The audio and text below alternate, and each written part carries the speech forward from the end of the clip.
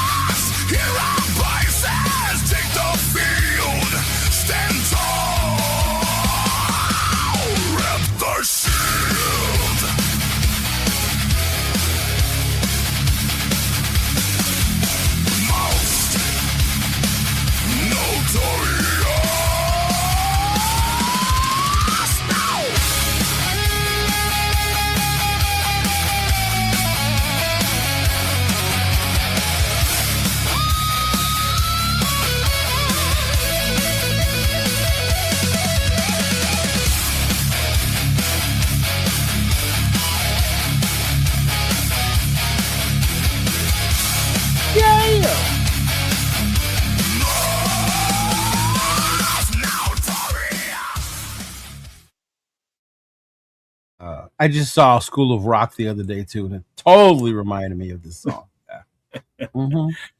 What's up, Raider Nation? Happy St. Patrick's Day to all of you. So, what is going on, gentlemen? How you doing this week? Happy everyone is a Leprechaun Day, man. Mm-hmm. It's Amateur Night Pot 2. First pot being New Year's Eve, and pot 2 is St. Patty's Day. Those are the nights that the people that don't normally drink go out and go to an excessiveness. Oh, amateur! I was like, what are you talking about? Amateur out tonight, New Year's Eve. Yeah. Come on. We used to just call them the Marines that would come on the ship. Fucking asshole, man. They weren't used to being in Bahrain the way we were. Bro. Fucking taxis. What's up, man? Hey, man, you guys look good, man. See, I was waiting for someone to say that part 3 was Cinco de Mayo. Drinko de Mayo. Yeah, I guess you know what? That's how I know I'm getting older, bro, because normally I would be like looking for somewhere to go do like a beer crawl, go out looking for the green beer, all that shit, the corned beef and the potatoes, all that bullshit. But right now I'm just like, okay, I'm good. Fuck that corned beef shit, man. I can't stand that. It's the grossest tasting shit ever. I actually like it. That's one of the few what does my brother say? One of the I call it white people food. That's one of the few things I actually enjoy. Yeah. It's gross. Damn, it's like that. It's just white people food. How about Irish food there, bro? That's just what I call it. Sorry. Just gross. Let me ask you guys something though. That's man. I know that you don't drink anymore, Jeff, but back in the day, were you guys the same as everybody else? Man, I keep like everybody in my town is like, where can I go get a green beer? Like, where can I go get a green beer? And I'm like, I live in LA, bro. You don't have to ask. They're everywhere. You guys got them everywhere, huh? Yeah. Mm-hmm. We don't, man. Even the Mexican bars sell. Nate just sent the video in the chat. Did you see it, Jeff? Yeah. At a Mexican bar. I love when Mexicans come here on St. Patrick's Day. All the big cholos coming up like, hey, dog, can I get a green beer? I used to go out with a bunch of my friends, and one of them would always bring the little bottle of green color, and just in case they didn't have it wherever we were, and we'd put it in ourselves. But usually on this day, I like I was telling you guys before we started, I used to go to the Union Hall, either in Providence or the one in Cumberland here in the same town I live in, because that's where the pipe and drum band used to go and perform. They would end off the Union Hall at 8:00 at night. They'd show up and they'd play around for everybody for a while, and it was just always a fun day. I just watched the movie Departed, and I call it a day. That's my homage to St. Patrick's Day. It's Boondock Saints, bro. I mean, nothing sounds more authentic than let's go to Boise, Idaho, and watch a St. Patty's Day parade. Like when I heard Koreatown in LA is having a big one today. I mean, in all honesty, the biggest ones are the one in Boston, the one in New York, and then the one in Newport, Rhode Island on the East Coast. Those are like the biggest ones around. No lie, though. Once we're done, I am going to go drive in Orange County, and that's where the majority of I don't blame you. People who participate. Like I said at the start, before we start, make sure you bring a puke bucket with you. Yeah. So let's check in with the chat. Make sure as you wait when you make your way in, hit that like, hit the notification. If you haven't subbed already, make sure you guys hit that sub for all 3 channels here. So we got Big Lux in the house. We got Anthony's here. Raider Paul's here. Rorschach's checking in. Brother Yaya's here. Let's see. Jay from Just Raiders Baby is here. Brandon's here. Miklo's here. Let's see. Rorschach. Jeff has some green iced coffee. Nah, I got regular. I don't get fancy anymore. I got a green Hershey Kiss over Sorry. It was Daniel from the podcast bus. Apparently there's a bus that drives around LA, and they come to you, and you could film a podcast inside the bus, and they have it all set up. Yeah, bro. I was like, I can have like my one episode of like Bussin' with the Boys, you know? Shit. You just drive around while you're doing the podcast? Yeah. I hope nobody's hitting no hard curves. You'd be on there talking, also you're like, right? He said they could park or they can drive around however you want. Yeah. Are you sure this is the type of bus that they're talking about, Tito? You know you ain't going to that triple X bus? Pulling up in the triple X bus? The bang bus. The bang bus? Hey, it is. We need those subscribers, God. We're almost at 1,000. So if it's bang bus, it's bang bus. Whatever. Bang bus, Cheeto Linus edition. If I get in there and I see a couch, I'll be like, like, Panda's here. Alex is here. Let's see. Who else have we got? Let me scroll through. What's up, Raider Tam? Edgar Sosa is here. Daniel Berry's in the house. Jeff eats green eggs and ham for St. Miklo! What's up, Miklo? El Gallo Negro in the house today. The Irish defectors who fought for Mexico during the Mexican-American War are known as St. Patrick's Battalion. Raider Tim is here. What's going on? Matt Morris. Ja Raider's in the house. Just imagine if they hit a big-ass puddle, everyone would float in midair. Oh, yeah, right? I'm going to float midair? You really think I'm going to float midair in a bus? Me. Me. Yeah. Like, we sinking, bro. Like, come on now. Well, let's get this rolling. All right. So, obviously, yes, happy St. Patty's Day to everybody. Let's go Irish. Yes. Yeah, I mean, we're wearing green. I don't know what happened to Will. Will didn't get the memo, I guess. Bro, I got green. It's the like green. That's not even green. Wait, Will was that kid at school that used to bring and say that these 3 colors, when you combine them, they make green? Just so he didn't get pinched? That was fucking Will, right? You ain't fucking lying, bro. Yeah. He's the guy that likes to pee in the toilet with the blue stuff in it. So I made green. Yeah. Bro, it trips me out because I heard it on the radio this morning. And then I was like, oh, shit. I remember it used to be like in a panic to find something green to wear on this day because you'd get your ass fucking handed to you back in the day. Yeah. So keeping with the theme of St. Patty's Day, so I'm going to ask this question to you two and to the chat. Did the Raiders get the luck of the Irish this offseason so far? So we'll start with Will. Did we get the luck of the Irish? In chat, chime in yes or no. Luck of the Irish. You know what, man? Yeah, we got the luck of the Irish because you know what?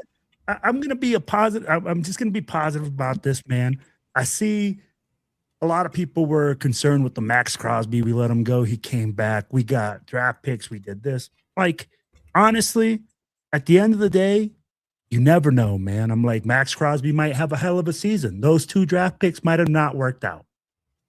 But what I saw during the free agency period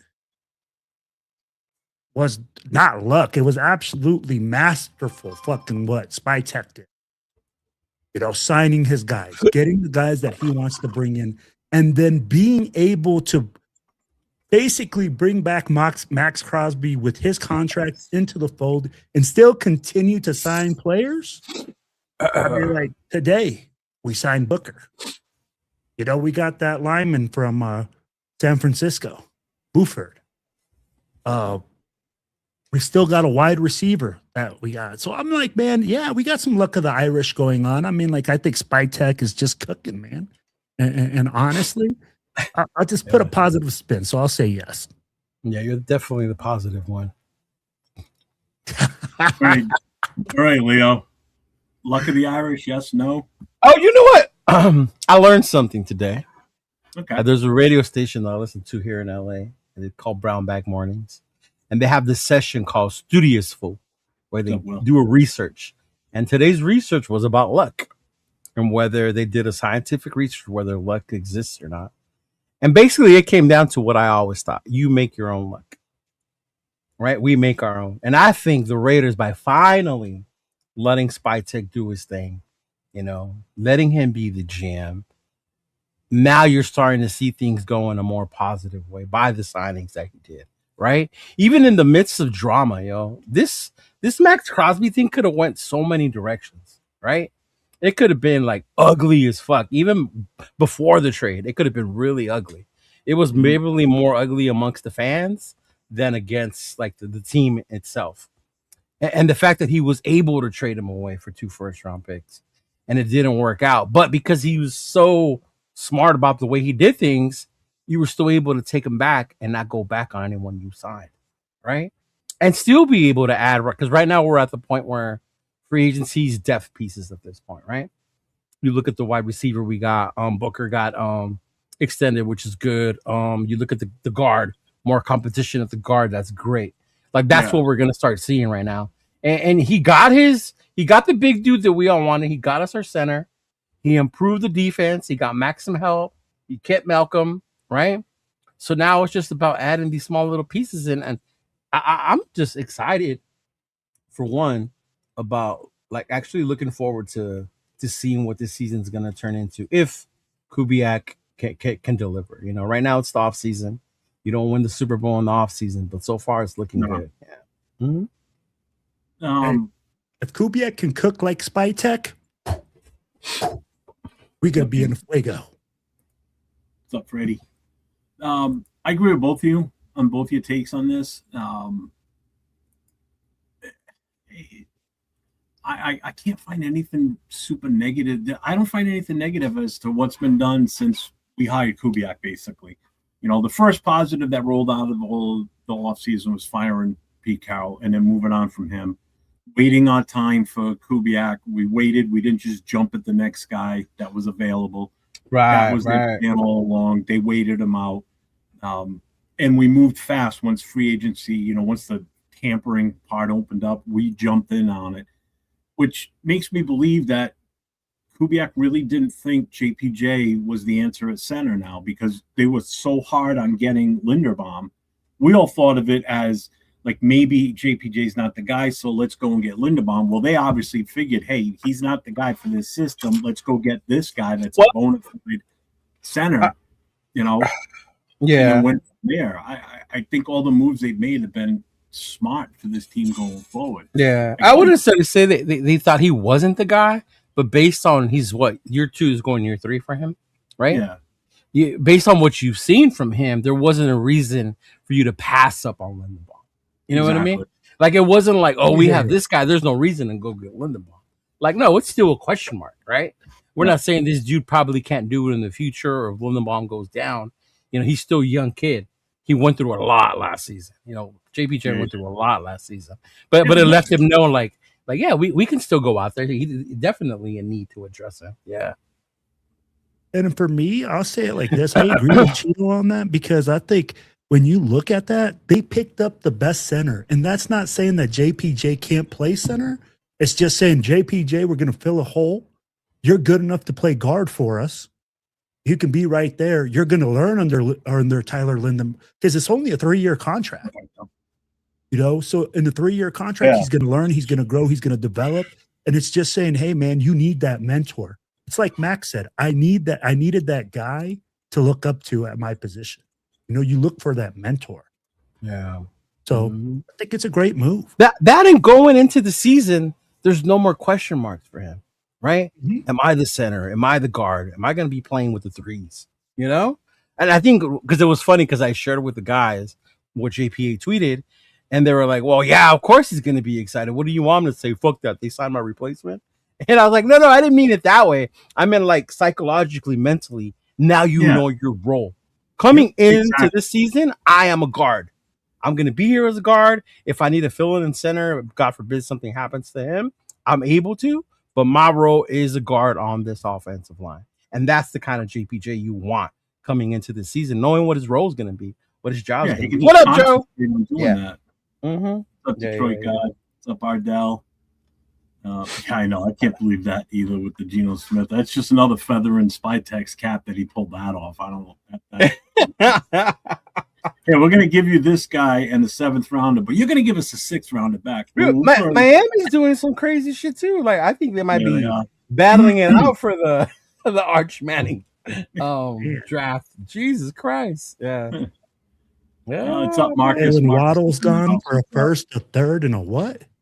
I think basically they swapped 4ths and then a 1st and a 3rd, and then I think they gave up a.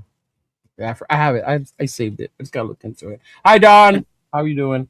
I don't think Waddle was worth the 1st round pick. I'm sorry. No.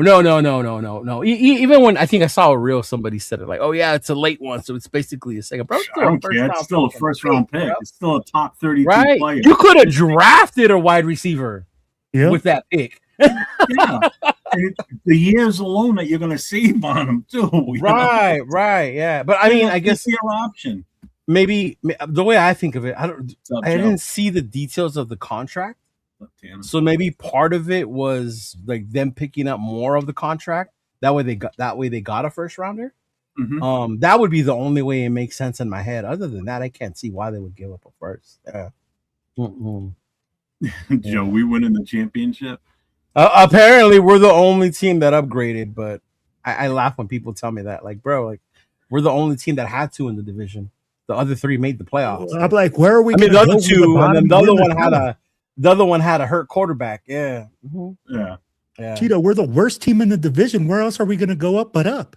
Yeah. No, I know that, but I'm saying when they said we're going to win the division. Like, whoa. Like, I still have to see it on the field before I say we won the division, bro. Yeah.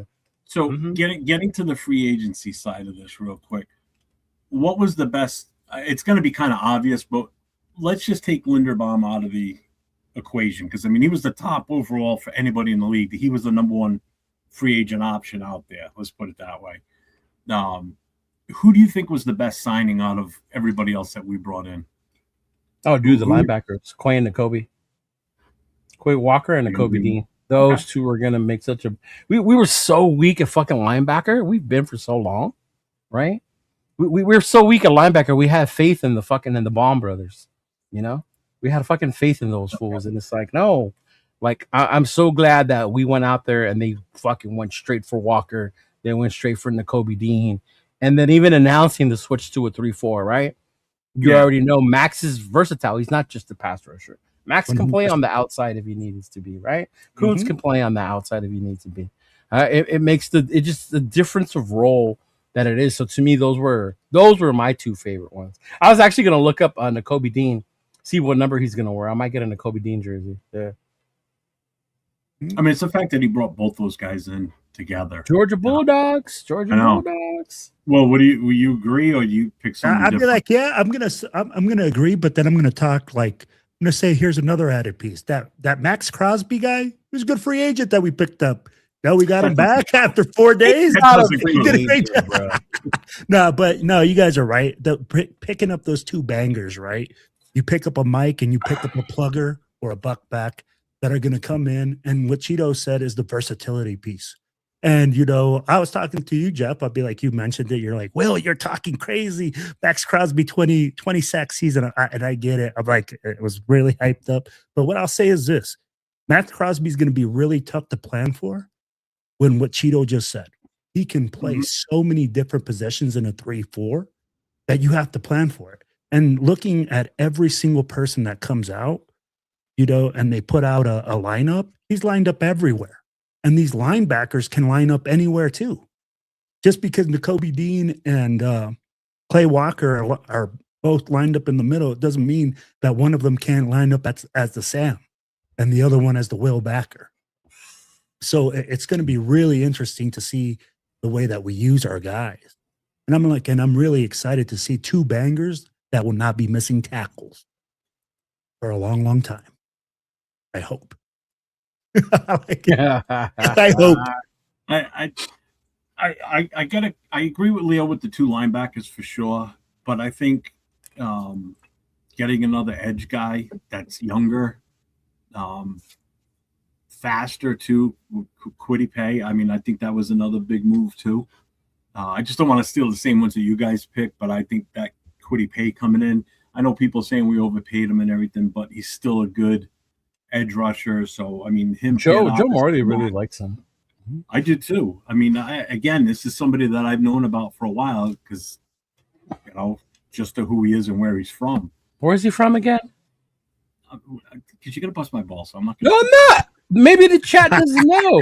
That was a leeway question. Yeah, he's from my state. He's from Rhode Island. So I wanted him when he was coming up and trying. I didn't do that. This asshole did. I know you did. I don't use those lame ass fucking sound effects. I get good ones. Both of you, Rick D's 1980s DJ motherfuckers with your sound. Yes, sir. I wanted him. Let me ask you this: when he came out, but the Colts took him on us. But okay. Is that the fact right there? Is that people are looking at Kwity Paye that he was a first-round draft pick and he's underperformed with the Colts, and people are saying, "Oh, because he doesn't get a ton of sacks." First of all, he doesn't. I think you have to look at it as a role with Kwity. Like he's not up there in sacks. He's not, right? And I guess that would be the underperformance because he was a first-round pick. Mm-hmm. But what are the other things that he does? What are the good things that he does? And I'm sure I've heard Joe Morley say what he likes, and I'm sure Jeff has his reasons other than him being from Rhode Island, right? About why he likes him. But yeah. I mean, just you watch some of his game film. I mean, when he's given a chance, I mean, he does shine. He's quick. He can impact on the run just like Max can. I mean, I just think having those guys paired up like that, that's a player that he hasn't had with that kind of motor opposite of him. Seriously. Ngakoue. Mm-hmm. Yeah, for one season? But he did have Ngakoue. And that was one of Max's best years with Ngakoue. Yeah, it was. But let's see what I mean, let's put it this way. Just on paper, looking at this right now, this defense is light years ahead of what we were last year. There's no two ways about it. I mean, just the linebacker room alone has been beefed. Yeah, because we were pretty shitty. Yeah, I mean, the players we brought in last year to play linebackers were guys that shouldn't have even been. Oh, no. I mean, they were here to fulfill what they needed to fulfill, Jamal Adams. Really never did any of that either. Yeah, it was just, that was. Mm-hmm. Bro, we upgraded from the B team. I'd be like, last year we brought in the B team. This year we brought in the A team. That's Raider Mooch.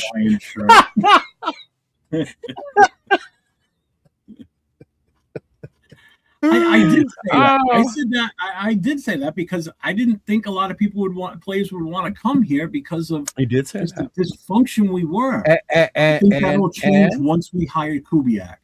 It didn't change once we hired Kubiak. What changes is the amount of money you give motherfuckers. Well, that will have a motherfucker change real quick. About them not wanting to come here. Yeah. And to defend the whole Linderbaum thing, because everybody's like, oh, Jeff said we weren't going to get Linderbaum. I said, no. I said, we were going to have to be in a bidding war with him because I thought for sure the Patriots were going to throw their hat in the ring. because they traded their center to Chicago. I thought they were going to try and pull the money to get him to come over there because that was going to be a major need for them was their offensive line. You know, they started 2 rookies on the left side who did okay during the season, but towards the tail end and once they played stiffer competition in the playoffs, they were getting beat left and right. And Drake May was getting his ass beat. So I thought they were going to have, we were going to have a bidding war for him with the Patriots and probably with Baltimore. But thank God he hopped on that first plane, came to see us, and that was the end of it. One-shot deal, done. Thank God. So if we added the linebackers and we've kept people, I guess my question is Devin White. And last season, he played the majority of the games. I don't remember him being hurt too often. Had over, 100 tackles solo? Maybe like more, almost 200 combined. Why haven't they thought about bringing him or keeping him around? Is it the switch, I think, in mentality that we're going younger? Because you look at the dudes that we signed. No one over 30. 3-year deals, right? Yeah. Mm-hmm. It was just puzzling to me because it wasn't like Devin White had numbers where you're like, oh, there's no way we're not going to keep him. Because, the numbers would show, hey, that would be a good guy to keep around. He was here last year. He's familiar with Coach Leonard, right? But why not keep him around? Let me hit you up with this, Cheeto. It's what the linebackers are required to do in the scheme. Mm-hmm. When you are required to cover, that's where that's his biggest weakness. So your middle linebackers are required to cover in the 3-4 defense. So and all that, I think Devin White, wow, he's a great run stopper, a great inside the box. He does miss a lot of tackles. Good thumper. Yeah. Yeah. And he does suffer when it comes to pass coverage. So when it comes to doing those type of things, he's just not that type of linebacker. He's more of a 4-3 linebacker where he's you can use him as a Sam. Traditional. Yeah, you can use him as a Sam or as a Mike in the system. But, bro, for him to cover, I just don't see him doing it. That makes sense. Yeah. Because it's not like he's asking a shitload of money, right? Yeah. No. But and it's not like there's a lot of people out there trying to go get him either. Yeah. Raiders.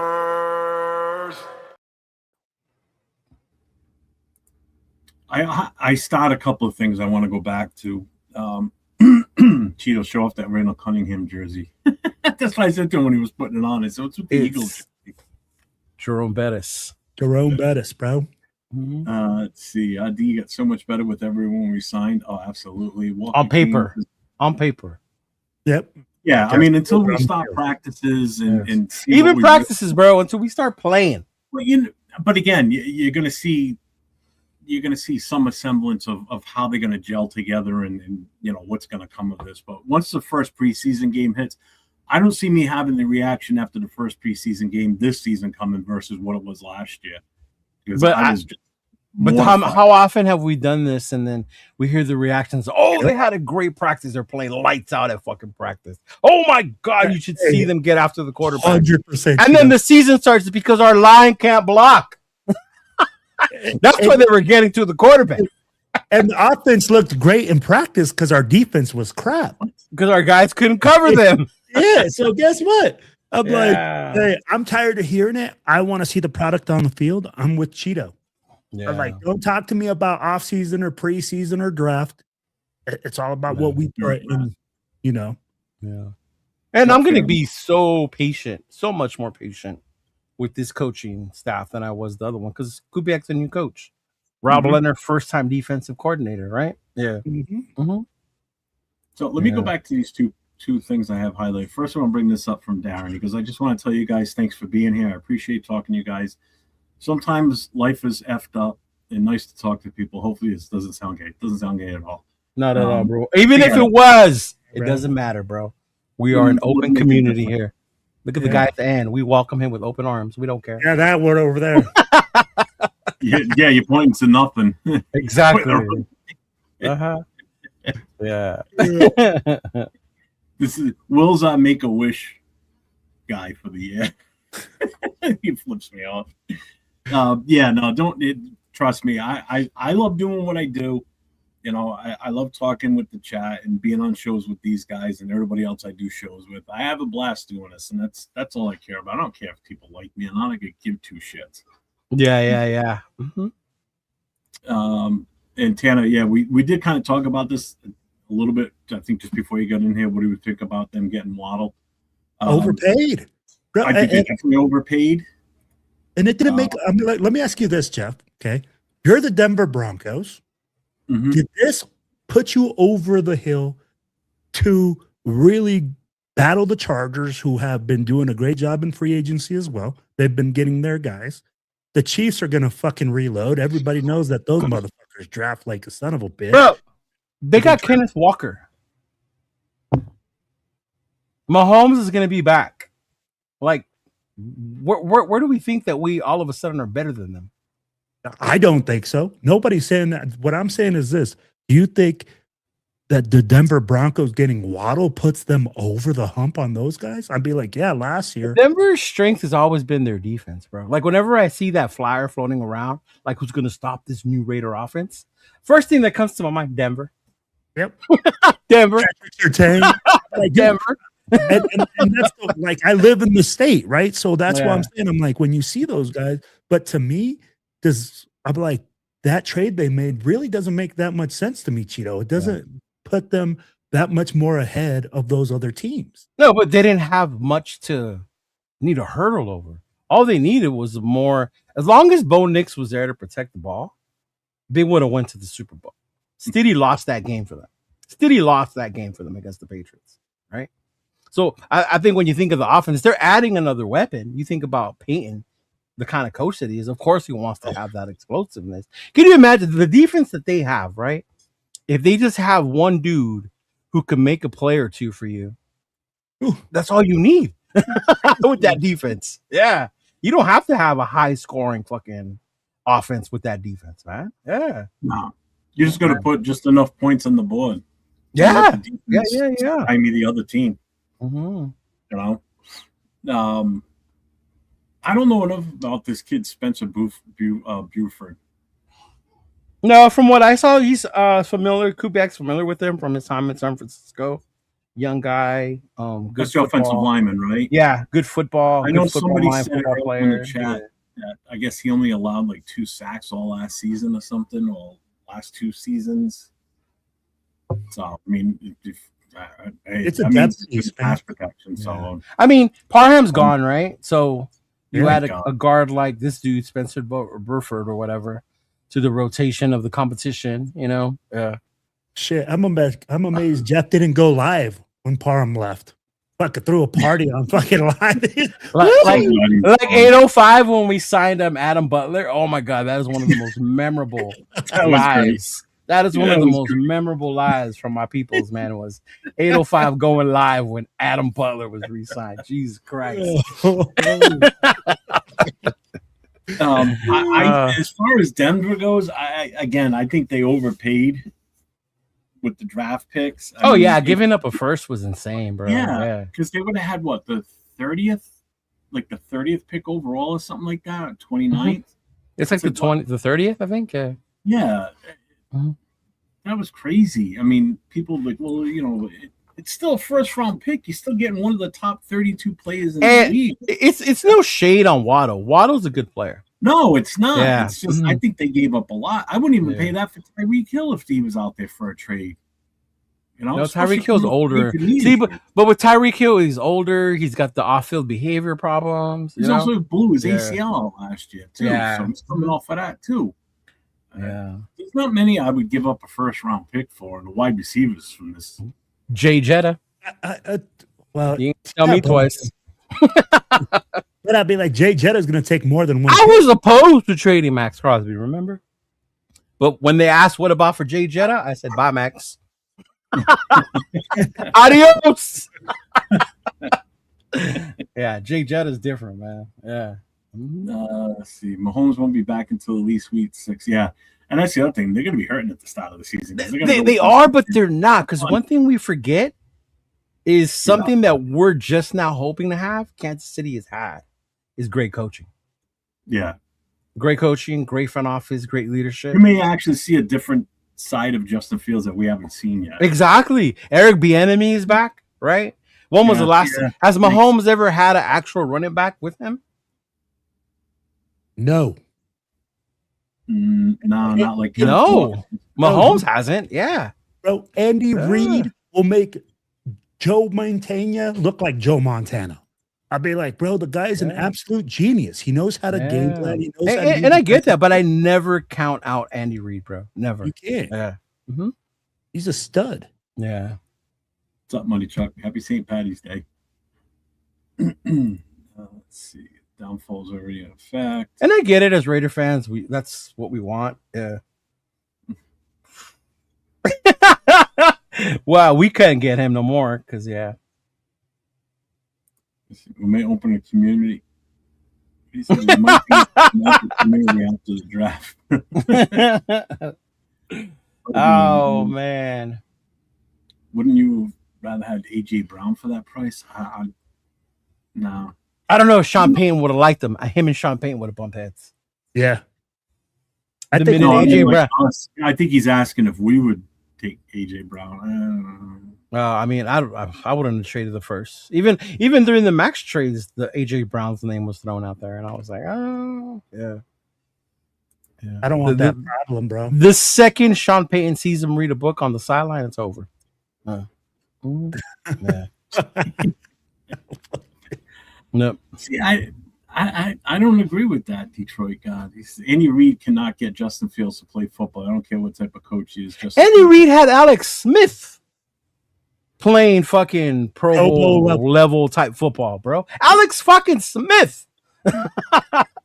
Before they got Patrick Mahomes. Like, yeah. I mean, he's got a question there. He goes, if he was a genius, why didn't he make Minshew great in 7 games remaining?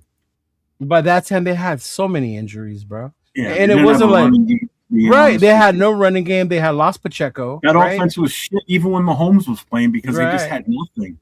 The O line was fun. Even when we played them at the end, when they had scrubs, right? We still barely beat them. 805 knows we were there. Yeah. Like, yeah. If anybody had Justin Fields for the last 5 years, they would not have any Super Bowls. I'm not saying he would have, but I'm just saying you're talking about 6 games, man. Yeah. You don't think the Chiefs can come out of 6 games 500? My thing is this. Don't underestimate a coach or a player just because they go into they're like, oh, this was the past. No, when a coach and player come together and they formulate something, that's what makes players look good. Look at freaking Daniel Jones and fuck with the Colts. He just got 120 mil and everybody was saying that he was a bum with the Colts or something like that, or with the fucking Giants. With the Giants. It goes to the Colts. He looks like a fucking superstar. So at the end of the day, I mean, like, bro, it's all chemistry of the coach, finding the right system for the player, and then having that player execute the gameplay. So let me ask you this one. What grade are you giving the Raiders right now for the free agents that we've actually signed and have on this roster now? A. I give them an A. Well, man, you know what? I saw this right now. Base it right now. Don't go right now. Come on, 20 sacks. Come on, 20 sacks. Where's all that energy, all that hype you were talking last week in your other show? No, like, I don't know, fellas. You know, calm down. Cheeto show. Cheeto asked that. I said B+. Okay, now that we've come into today, because Cheeto, you did that with Rundown, I think yesterday or the day before, right? Or yeah. Oh no, that was our show last week, but you saw the reel today, or yesterday, Mm-hmm. Okay, so yeah. I'm gonna upgrade it to an A-. There's an A- just because I still have some questions on key positions on the roster. Well, whether they address it in the draft or through free agency. So that's what I'm gonna say. A-, B+. Well, what do you? Well, he said free agency, not free agency. Yeah. So far, what is it you're looking at in free agency that's still out there? I'm like, so for me, like, my biggest question was who's going to play like the nose, like coming into the draft. Don't even worry about that. That ain't happening in free agency. I thought we would address it during free agency. Ask you this then: who was out there in free agency that you could have addressed that with, that he didn't go get? I have not done my research. I'm not going to lie about that. I don't think I'm there was like, anybody. yeah, that's why I'm That's like, what I'm hey, saying. So how can you grade someone bad for not hey, I getting get it. something that A wasn't minus. there? How is it A minus? A minus is a bad grade. B plus is a bad Yeah. grade. Calm down now. And But I think I'm- part of my grade is the fact that he didn't go get some of those bigger names that were out there just to go get them. You know, the He was main one, the smart. main big name was the center. That was the main one, right? But then there were these other big names like go get Mike Evans, go get, you know, shit like that, right? Names like those. Devin Lloyd was Devin Lloyd. Devin Lloyd was a big name that was out there, right? Yeah. But he went out there. He's like, no, like he got good players for good value, and that's where the grade comes from. Yeah. Well, the chat's given A's. Alex gave it an A. Raider Ryan getting an A. Darren said A. Big Luck said, Jeff, I would say B plus only because I would have liked to see they would have done with Max's money. True. But you can't grade him on That was that still part of grade. free agency. That was still part of it. That is part of free agency because it was It was a part trade of in free agency. trade that was Yeah. done before. And I see a lot of people say that, but who was out there that he could have brought in with that extra money that we missed out on because of that? Nobody I'm heartbroken about. Hendrickson. Like, And Hendrickson was the only one that I can think of that off the top of my head, right? I'm going to say it right now. I'd rather have Quiddy Pay than Hendrickson. After what I watched the other day on the guy doing side-by-sides between Max and Hendrickson, I'd watched too many where Hendrickson was getting blocked out of a play by a tight end.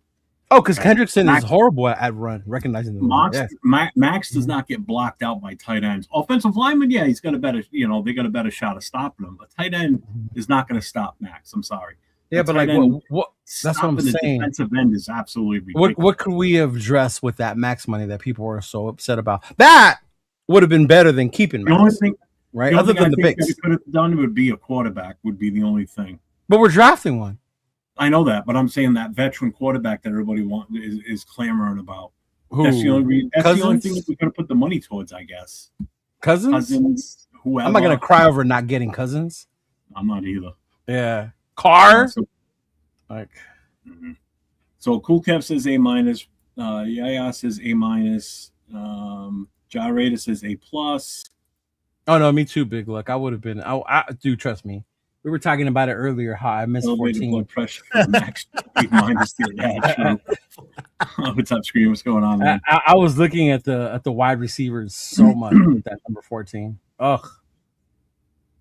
Oh, I know it. 805 severe. Myself, we're all pissed at this. I was all in on wide receiver. Everybody else was saying offensive line, but I was looking at all the wide receivers. Even the one that Nathan showed us today. The kid from Arizona. Yeah. Even that kid. Mm-hmm. Yeah. I would have either gone offensive line or I would have gone if the highest rated nose tackle, whoever was available at that point, I would have taken that. And then with our other pick in the second round, I would have gone wide receiver at that point. Nah, see, I would have did it backwards because the quality of wide receiver you would have got at 14 would have been different than in the I second don't think round. it's going to make much of a difference. Makai Lemon. Oh my God, a weapon like Makai Lemon. Oh, Let's see. you talking about JSN type, bro? Ugh, yeah, yeah, I know, but I mean, it's spilled milk at this time. You know what I mean? At this point, you just got to take off the joggers and put on a new pair, big dog. Mm-hmm. Pretty much. Yeah. Let's see. Not one team made an offer to the Saints. I'm glad we didn't either. No, not yet, anyway. Right. Cousins hasn't gone anywhere. Because we are Derek Carr. 5'1.5" Lemon. That's what they make fun of his height. Yeah. It's not 5'1". Yeah. Let's see. Hey, what's up, Hummer? No, I don't want a vet QB that would cost us cap. Money. 2026 is a loss, and I'm okay with that. It's like a season of practice and building for 2027. Fernando should be in the mix. So there's two camps right now, right? Where people are saying that Fernando Mendoza should start as the number one pick. Like that. And then people saying that he shouldn't start. And we should bring in Joe Flacco, I saw today. I mean, like I saw some rumors that Joe Flacco might come. What camp are you guys in? Well, I think when they say Joe Flacco, and I heard what's her name talk about it, Amber Theo Harris, was it makes sense when you look at what you want that quarterback to come here and do. You don't want a fucking captain hero to come in here thinking he's still the man because you just drafted or you're gonna draft who is the future of your team, right? So in that sense, Flacco makes more sense than Cousins because Flacco will come in here and just be like, "I'm just here to ball. As long as you guys want me here, I'll be here. Like, if you need me to go home to my kids, I'll go home to my kids." Like, yeah, like Flacco's that dude right now in his career. Yeah, yeah. This guy, nice try, dude. Yeah. Wait. What are we getting? It says the Raiders have traded Ashton Genty to Denver Broncos. Raiders will receive pick number 62 in the second round. This draft in 2027 6th-round pick. Hey man, throw in that first rounder you got from. Oh no, they gave it away. From Miami. Now we'll talk. Like dumbasses. Yeah, Ashton Genty. Well, there's a mummy spot. We don't need that here. Yeah. Raiders confirmed they're not going to find him. I give Jeff some names they will try and trade for. Raiders A- if this works. They can only do so much so fast. Yeah, and I think that's the other part. Like, we still have so many needs.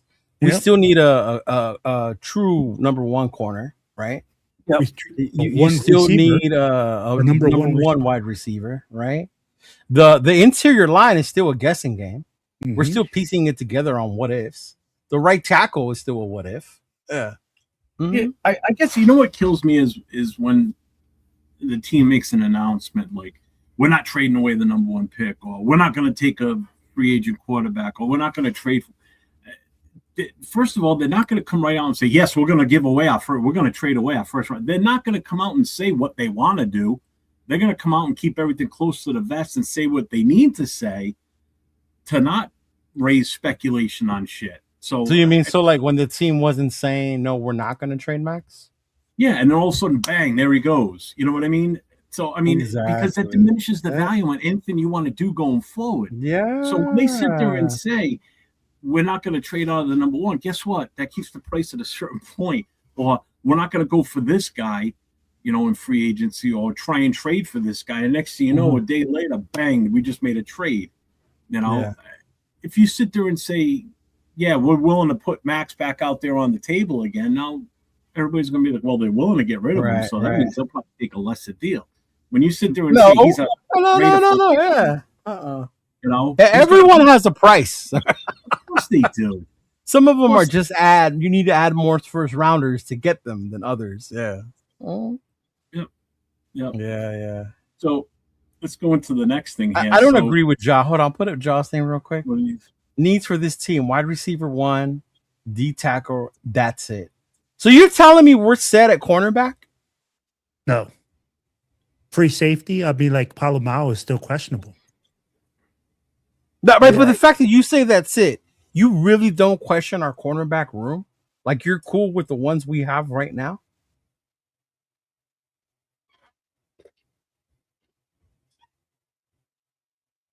Because who were our corners?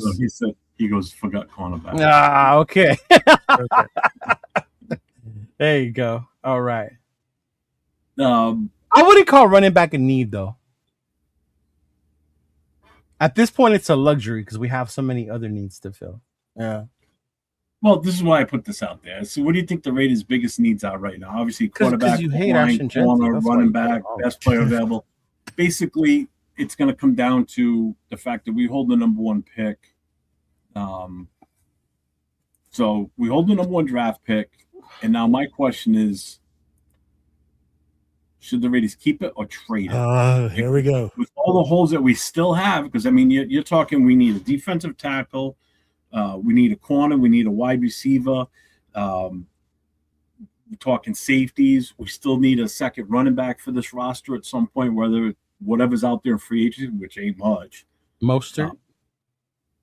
You're going to bring him back? Another old dude? We just talked about wanting the team to go young, and you're going to bring a 30. Yeah, but he's just a running back too. It's not a primary. The primary workhorse is. Yeah, but you want someone that's going to be able to go out there and take a few plays off. Or, you could do that. A few plays off. 33 years old. Yeah, a few plays. But anyway, So this all ties into this with all these needs we have. You know, I know it was like, we got 11 draft picks or whatever, however many picks we have now. I don't even know what the final tally is right now. 10? Is it? We're down to 10, Yeah, right? 10. We were at 11 at one point. With the 14, yeah. Mm-hmm. Yeah. So it's like there's so many options that we can go with this. It's like, Oh my so God. let's go back to the need. What does everybody think is our biggest need? Well, right because our biggest need and because we have the number one pick, I could just do your little segment you was asking us about into one. That's why we're not trading it as much as we want to. Because we do need a quarterback. The fact that they haven't even got a veteran quarterback lets you know who they're looking at as their quarterback. Right? And the future. So that number one pick is going to be Fernando Mendoza. Unless one of y'all's prayers gets answered between now and April, like it's gonna be Fernando Mendoza. Yeah. Well, let's see. I'm gonna be there. 5 is gonna be there. Chris is gonna be there. We're gonna have a 4-person seance and bring out the Ouija board and do whatever we can. Y'all do whatever y'all need to do, man. But all signs are pointing to them taking Mendoza. Absolutely. And you know what, Cheeto? You're right, man. Like the biggest need we got is quarterback. This is a quarterback-driven league. Yeah. And at the end of the day, man, I get what everybody's saying. This is the first year that we have an opportunity to draft a guy. Unfortunately, right? It's and the guy we want. There's no having to trade up. There's no needing to move around. We're number one. We're the ones that get to decide. We want he's this the guy only or option. Hold on. Right.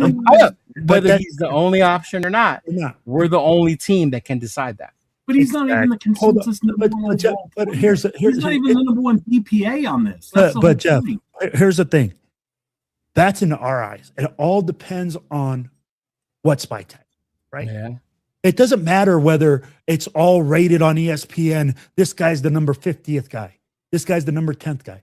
That doesn't give fucking spy tech doesn't give a fuck about that. It's their board. It's his board. He's looking at his board and he's looking at what he got. So at the end of the day, if we're going to ride as Raider Nation and say, oh yeah, we're behind spy tech and all his moves, we're going to have to ride behind this one. If he says that Fernando Mendoza is the guy on his big board that is the best player for this team, then that's what we have to do, and I have to agree with him. Because I don't have the scouts, I don't have the people out there, and I'm not inside that organization on a daily basis to lead this team. Right. The hardest part is this. If I'm spy tech, I play it close to the vest. Oh yeah, you don't go out there and say now, we're taking him for sure. Yeah. And you keep saying, like Cheeto said, you reaffirm it that we're going to take this guy. But if somebody comes, Jeff, and you offer me, I'll be like, again, you're going to have to offer me something real good. Yeah. Because I just got fucked. I just got a dude that pulled out of a deal. I'm not happy. So you better make me happy. And that's going to have to be one hell of a deal that you're going to have to convince people with to get that trade. So I'll be like, at the end of the day, you're holding all the cards. So I'll be like, you got your quarterback or you got the draft picks, whichever way you want it. All depends on what spy tech's big board's telling them. Yeah. I mean, clearly, ideally, you would want multiple options for you to choose from, right? Yeah. That way you can be like, you look at the different ones. There's him, and then unless you're 805, Simpson and the rest, right? According to 805, it goes Simpson, Mendoza, and then the rest, right? So it just depends. But the one thing that Raider fans that this team has needed for a long, long time has been that quarterback position. Yeah. I'm breaking into the facility and making sure. He's gonna be like Goodwill Hunting. Hey, boy, what are you doing over there? He's gonna take off running.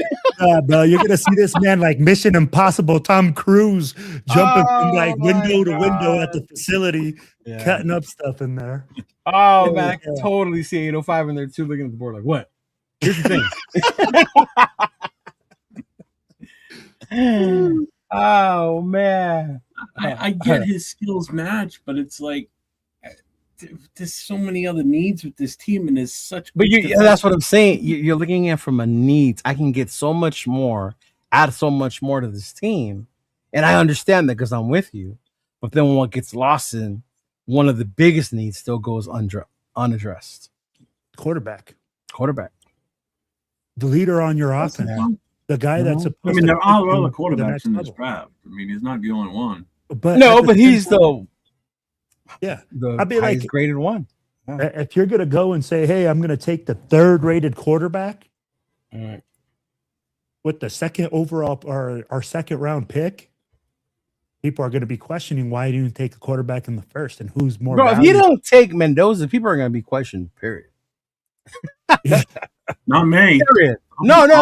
I'm just saying, people are going to be, period. They're going to be fucking, yeah. I mean, because in all honesty, if you sit there on draft day, you look at your board and you go, all right, so we get the number 1 pick. We're going to take the best player available. Guess what? That best player available is going to be like a Reese, somebody like that. Not going to be a Mendoza. There's one thing that I've been trying to not convince myself to, because convince myself is a different, harder word, but trying to realize why Mendoza makes sense. And I guess to me, it comes down to Mendoza. What I don't like about him is the fact that he's not like Caleb, right? He's not like JD5. He's not like Patrick Mahomes. But at the same time, like, how many quarterbacks are? Right? Not that many. And it's also not always a good thing because it can be chaotic, right? Yeah, even when you see Caleb, when you see Caleb out there running around, you're like, oh shit. And then when he throws it, you're hoping somebody catches that. When they do, oh my God, that's fucking amazing. Yep. But if it was to get picked, you'd have a whole other reaction, right? But what Mendoza does is kind of like he brings that calmness into a position that can be chaos, if that makes sense. You know what I mean? Because he does, as much as I hate his demeanor, maybe I hate it because I can't be that calm all the time. But he just seems so calm about it. And I guess that's a trait that I maybe have overlooked before in a quarterback that you would want. Because Joe Montana had it. That motherfucker was calm as a 100%. Remember that me and you talk about all the time, Jeff, the Super Bowl. Yeah. They were on the last game-winning drive, and he goes, "Hey, is that John Candy over there?" And the rest of the offense is in the huddle going, "What? Like what? We're gonna win this game. What are you talking about?" Right. Yeah. Right down the field. Yeah. So I guess in that sense, that's where I'm looking at it and what they see in him. I might not see those game-changing miracle-esque type plays that I would like to see, but yeah, that shit could work with Kubiak. Yeah. As a Raider fan, I gotta hope. Easily. Yeah. Who's the best quarterback after Derek Carr? Nobody. That we've had? Nobody. Yeah. Nobody. Like, who was it? We've had one. Unless you ask my homie Samoan Raider, it's Jimmy G. Oh my gosh. What's up, Randy? Dude, how do you like losing your 1st round draft pick for Waddle? God bless you. What's going on, Alec? So 805 said Mendoza doesn't match. Mendoza don't match Kubiak's offense. Wait, so I'll address because of the haven't played under center thing. No. But here, let's look at it, Cheeto. No, he did. I seen his video. But I get what you're saying. No, but I'd be like, here's the thing. Yeah. How many college quarterbacks are not underneath center now? Yeah, but apparently Simpson was. Oh, he's all like he was, but at the same time, what I'm saying, it's a rarity. Most quarterbacks now are not underneath center in college. Oh, especially in college. Yeah. They're coming out of the shotgun. They're in high school. They're coming out of the shotgun, the pistol. You can teach that. Coming up from underneath center is not rocket science, you know? No, but there's so much you can teach that. How long have we been teaching Tyree? Don't come at me with the we can teach this shit. A player that's either going to be good enough to develop it and want to, or don't just come and say, "Oh, you can teach that." You can no. No, but at the same time, it's not like saying that just because he can't do it in college, he's not going to do it in the pros. But just because he didn't do it doesn't mean you can just teach someone either. It comes down to the player themselves. Yeah, it comes down to both. Absolutely. Yeah, that's why when they come at me with the we can teach them, can we?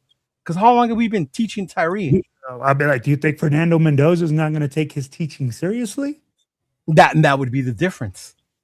See, when it comes to that type of player, I think that's where I think he is better than Simpson as far as mentally. Yeah. Yeah. I wasn't a big fan of Simpson anyway because I don't like Alabama quarterbacks. Yeah. So that's the reason. I'm not a fan of Alabama quarterbacks.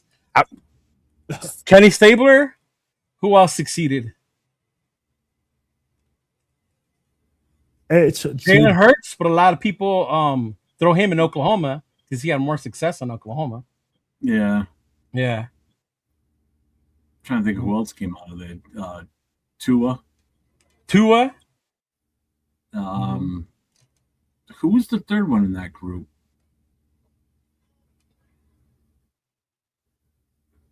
There were three that came out that were all playing around the same time, wasn't it? Oh, from that little era. Yeah. Because it was Jalen Hurts, Tua, and there was a third one. Tua replaced him, and then who replaced Tua? Who the fuck was that? Was it Miro? McCann or something like that. No, AJ McCarron was before them. Bryce Young. Is that what it was? All right. Bryce Young. It was Bryce Young. Yeah, and he was accurate as fuck. Yeah. Yeah. McElroy. Sims. Exactly. Yeah.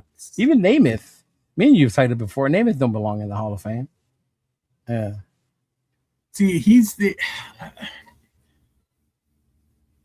there from all the I guess you would say the flamboyant. I mean, what he did for the NFL was add that characteristic to to players, and just he made them more of like a how do I want to word this? He was more like a persona. He made the players seem like more personality driven. He started that kind of thing, with the whole Broadway Joe and the way. Let's put it this way: if he played for any other team in the NFL, you wouldn't have probably seen that, other than maybe for an LA-based team. If he wouldn't have did the guarantee and won, if he didn't do the guarantee and that won, has a lot to do with it too. But being in that New York market, he was everywhere. He was on. I'm sure. Place. I mean, he was like. I mean, he was the icon at that point. I mean, you didn't go anywhere without seeing or hearing something about Joe Namath. He was definitely the face of the league, especially for the women. Yeah. This is where I got to push back a little bit. He says, so let me get this straight. We got Kubiak is drafted Mendoza, and he's not right for the system. Seriously, but how does he know we're getting Mendoza? How do we know for certain that's what they're going to do? That's the whole thing. They're not going to come out and say, yes, we're taking Mendoza. They're going to sit there and leave it a guessing game until that final moment. So we honestly don't even know what they're going to do. No, I think they have come out. They have come out and said they're going to take Mendoza. Well, they don't even have to come out. You could just see by what they're doing. Yeah. Turn the hat around now. Yeah. Rhode Island Firefighters Pipe and Drum Band. Nice. Let's see. I'll be laughing at the number one pick, the Raiders select new kicker, because we got to get one. Oh my God. But people are so stuck on that, man. The fucking game. I just don't like it because I don't think it was a smart decision, it's not like he's that much. I don't think I'm not getting excited to work. Yeah, I'm not going to stress over a kicker, but he was brought over because he's more familiar with the special team coach that we have now. Yeah. Than who we have currently. Yeah. And that don't make no sense to me, because for me, I'm thinking Carlson is better. If you look at his stats. Phil Sims came from Alabama? What? Phil Sims came from Alabama? Yeah, I think so. Did he? McElroy. I don't know. That guy was McElroy, great. Yeah. What's up, Raider Nation? What's going on, man? It seems like the Leo Ray, the brothers, talks through and laughs at both brothers, Jeff, but mainly with Will. Not cool. I laugh at you guys. Do I make fun of you? I don't care. It don't phase me none. I can give two shits. No, not Phil Sims. The way I'm fucking dressed. I didn't think Phil Sims went to Alabama. Then what Sims? I don't know. He said Sims. Right. Nate. Nate, what's up? I forgot to say hi to you. What up, he Nate? said Sims, unless did his kid? No, his kid went to Tennessee, didn't he? Yeah, Chris Sims didn't go to Alabama, did he? Yeah, he did. I don't even know. Did he? I don't even remember him at Alabama. Fernando mentioned in an interview how he enjoyed Air Force offensive when he did it in high school. That's on the center, quick enough feet, goes through progressions fast. Wasn't that the wishbone? Yep, that's the wishbone. That's the triple option. Wing T wishbone. Yeah. I was like, wait, the Air Force runs a wishbone type formation. Yeah. Both, and that's and that's kind of I guess why I like watching the military teams play, because they're just so disciplined. Especially if you watch the linemen and everything, they're so disciplined, and they're not big passing teams. They're always running the ball because. But do you know why? Because they don't have quarterbacks. They don't have the athletes that the other colleges do to be able to play those positions. No, God, no. So they have to simplify it to big dudes and let's run the ball.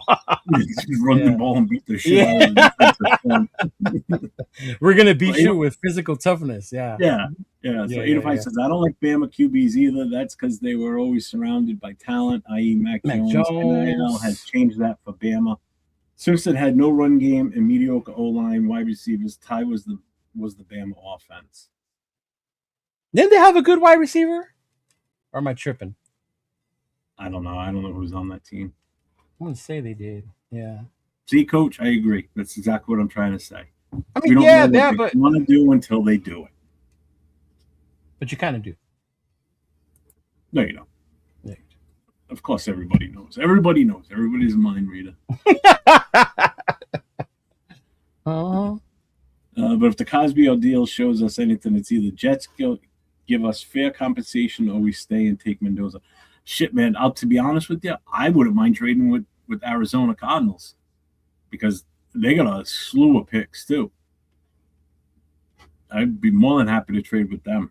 Give us their first this year, first next year. But if the Jets want to do it and give us their 2 firsts this year and a first next year, I don't care if it's theirs or one of the other teams they have a first-round pick for. I don't care. I'll take it. So that's how you would do it for? Would be 2 first-rounders this year's and next year's? 2 this year and 1 next year.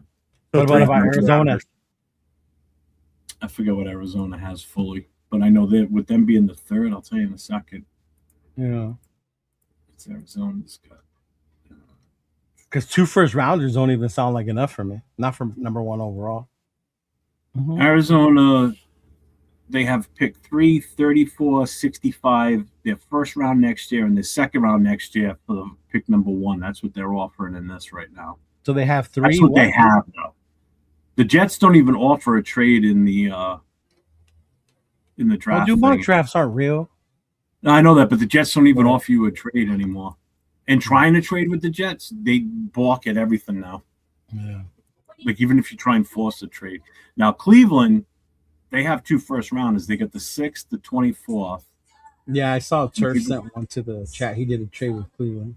Yeah, Cleveland's offering me the 6th, the 24th, the 39th, the 70th, and their first rounder next year. So that's 2 first rounders, a second, a third, and a first next year.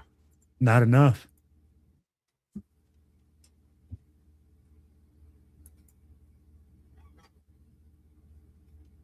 Oh, he said no, not Phil Sims. Or Chris. Chris Sims went to Texas. So what Sims? Right. I knew it began with a T. So what Sims went to Alabama? Yeah. I don't know. Yeah, I don't know. Ty Sims. No? Phil Sims drafted 7th overall. Phil Sims was drafted 7th overall. Gee, not bad for a team who didn't draft around the QB, Leo. What about Phil Sims? Yeah, I don't know. I don't get it. I don't know. I didn't say anything about Phil Sims. I just said he didn't go to Alabama. I was thinking Blake. He was thinking Blake Sims. Oh, yeah. Fuck that is. Yeah, I know. The problem with trading back now is that there is no viable starting QBs at this point. What are you talking about? We have AOC, bro. What's wrong with you? Bring Derek Carr back. Bring in Kirk Cousins. We lost out on. Are you kidding me? Are you kidding me? Bring Derek Carr back? I'm just throwing names out there as options. Jesus, don't fucking kill the messenger, bitch. No, Yeah, bro. you don't know what's gonna happen, Will. No, Yeah. let's You not don't know. start this, bro. No, let's not start this insanity. Oh, Freaking Derek Carr back. right? Oh man, we'd have to trade for him. Yeah, but you wouldn't have to trade much. Dude, we're We'd in give green them, because like, it's St. 6 Patty's cents, Day. Yeah. That's why I'm wearing green. It's just to piss people off because I'm wearing green. If they're talking about bringing in bridge QB, rather trade number 1 pick instead of having Mendoza Rodaway on the bench. These bridge vet QBs hasn't panned out for Raiders. Yeah, under past regimes, you don't know what's going to happen with this one. You also don't know if he's gonna excel and not need to ride the bench. Yeah, that's why I always laugh when fans will say, we don't have a good history of drafting QBs, or we don't have a good draft when we draft number 1 overall. Blah blah blah. It's like you can't keep coming back to that. That's what I was gonna show you. I forgot to save it. God damn it! They were showing the top 5 worst Tampa Bay Buccaneer draft picks, number 1 overall picks, top 5 or top 6 in the last 20 years, right? Mm-hmm. And our excuse is we haven't won shit in the last 20 years because we drafted horribly. So how in the fuck has Tampa Bay still won fucking Super Bowls in the last 20 years? Right? Tampa Bay fucking Buccaneers, bro. Well, their last Super Bowl, they brought in Tom Brady and Gronk. Yeah. So it's too big. So they've won 2 Super Bowls, right, in the last 20 years. Yep. Well, no, because 2002 was the other one. So 24 years. 24 years, yeah. Mm-hmm. Because they had some shitty ass names up there that they took in the fucking first round, bro. Yeah. They had some bad bust picks too. Like, holy shit. Yeah.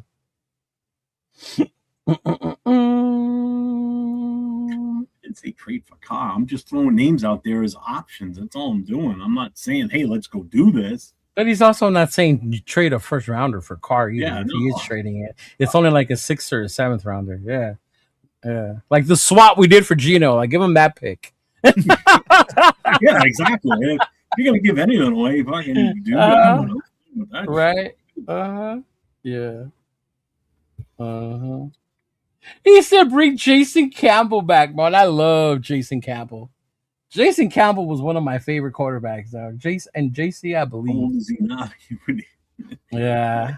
Like, whose show was it last night? I said, yeah, might as well just bring back fucking see if Vince Young's still out there. Oh, it was on Wasted Show yesterday in the chat. I'm like, shit, this way we're talking bringing back old quarterbacks. Let's see if Vince Young can still play, because God knows that guy seemed like he was immortal back in the day. He was always, every time he turned around, he was on the team and starting a game somehow. Yeah. That guy just never went away. Let's see. Defense wins championships. Right. So let's draft defensive players, not quarterbacks. That's what I keep saying, bro. People keep saying it's offensive. No matter how much you want to say it's an offensive league, defense is still winning championships. Handing the ball off to Genty. There you go. Yes. There you go. Mm-hmm. So Leo a few weeks ago debated about teams drafting around the QB. You said Sims, Dilfer, and Flacco weren't drafted to build around. They were all top 10 draft picks and certainly were. The what? The Flacco? The Ravens, the defense led that team. Dilfer just landed. They didn't draft Dilfer. The Ravens didn't draft Dilfer to win that team. And then Sims, he wasn't the focal point. It was the defense and the run game on the Giants. Yeah. They may have drafted him with that in mind, but they didn't work out as the way they wanted him to. Like, yeah. What's Terrell Pryor doing? Hey, he was a hell man. That was an athlete that was before his time, bro. If you would have came out around this time, oh my God, Terrell Pryor would be killing the fucking league. Yeah, because they were always trying to conform him and just be under center. Yeah, at that time it was like that's the only way a quarterback can survive in the NFL. Yep. Todd he's still- Marinovich. Yeah, he's still alive. I saw a documentary on him not so long ago, actually. Yeah. defense went with high safety, so handle the run and pass rush. See, and Dude, that's you the other thing. You make the quarterback to live in hell. It helps you win the Super Bowl. Why did Mahomes lose to Philly? Because they were in his face. Why did the Giants beat Brady twice? Because they hit him and hit him and hit him and hit him. They were in his face. Right. You know? Even when Tampa beat Mahomes, how did they do it? It was getting after Mahomes. The same thing. You know, and that's what makes me laugh when the season the Eagles beat the Chiefs in the Super Bowl. And everybody's like, "Oh, the Eagles gave everybody the blueprint on how to beat it." No, because that season we sacked Mahomes 6 times in that game. That second game of the season. Yeah. We showed the blueprint. Get back there, hammer him, and he gets off his game, and you can turn it around and beat his ass. And that's exactly what Philly. If Philly did what we did in that regular season game, And they did it with even more talented players, and that's why they made it look easier. Yeah. Mm-hmm. Bro, that blueprint has been around the NFL since forever. Yeah, but that particular season, though, against that team. Yeah, because everybody was like, you can't stop Mahomes. How do you stop Mahomes? No, I get what you're saying. I'm just saying, look at it. Every single team like that's been built. Like, you look at the freaking Giants from the 1980s. Just a ferocious defense. If you can build that front, that in-the-box defense. That was the only way that Giants team was able to hang with the 49ers was that defense, bro. Exactly. Yeah, that was the only defense that can check the fucking 49ers. Bro, look at Lawrence Taylor. Like, Lawrence Taylor literally would come out and say, bro, praise dogs, trying to kill people. Lawrence was different, though. He was on the shit. I'm with you, coach. Defensive line, bro. Defensive line. You know, and then like he says it too, you know, cornerbacks and safeties and linebackers all benefit. Oh my God. And I was saying this last year. I said, if we beefed up that defensive line, you don't need superstar corners and safeties. You need just average or a little bit above average, because if the guys up front are getting the pressure on that quarterback, the quarterback's off his game, receivers aren't able to develop, or, you know, the plays aren't able to develop. They can't run their full routes because the quarterback's now scrambling because he's got 4 guys coming in on him. Yeah, why do you think Jack Jones had that great of a game against Kansas City that time? They were getting after Mahomes. He was rushed when he made that pick, and he was able to read that and jumped on it. Yeah. And I think that's the benefit we're going to have being in this 3-4 right now with the talent we've brought in, plus what we already have on the team, you know, between Butler, Booker, you know, Max, Kuntz, JJ Pegues, what the hell? Jonah Lalu. Snowden, you know, all these guys that we're bringing back that were already on the roster before. Now you add in the talent of the 2 linebackers we brought in, Kwity Paye, you know, everything else that we've added to this, you know, and now you've got a cover guy back there that we got from Buffalo. So you've already improved that back there. You just need someone else back there with him. Yeah. You know, so the defense already, if it works the way that it's supposed to, is already going to be way better than he definitely has more support now than he did last year. Oh my God, yeah. Quality support, not just kind of. There's quality support going around. And according to some people, you know, I was making fun of Will for saying Max is going to have a breakout year, but according to some people, Tyree Wilson's going to excel in a 3-4, y'all. Apparently, we haven't been using him right. Apparently, Tyree Wilson's going to be a monster at the linebacker position. So, hey. Wait, linebacker? Linebacker. Yes. On Team Tyree. Yes. Wow. Yes. I don't think he can play linebacker in this system, but okay. That's interesting. Yeah. Defense. That's not true, though. You can't just spy Mahomes. It takes a certain individual to spy him. Yeah. Yeah. It can't just be just a spy. Like that dude, as much as you want to hate him, he's a playmaker. Yeah. Makes me nervous because I've only ever. What? I think we put too much emphasis on the 3-4, though, on it just being a base 3-4. Well, Max is. I mean, the big thing is moving Max around. Is I know, D-Mokes. I know he's booty cheeks. Can we just put it like this? Like, most defenses in the NFL are only in their base defense about 25 to 30% of the time. Not us last year. I said most defenses in the NFL only are in their base defense about 30% of the time. But then here's the thing. We were right? in that bitch like what, 70% of the time? Oof. Bro, we were in cover 3. Maybe like 80% of the time. Like 80% cover 3. But I'd be like I said, most defense won't be in that. And then he's saying that he's a little bit worried about the blitz, that you have to blitz out of the 3-4. You don't blitz out of the 3-4. You just bring an ad from that second level to bring it into like a 4-man rush.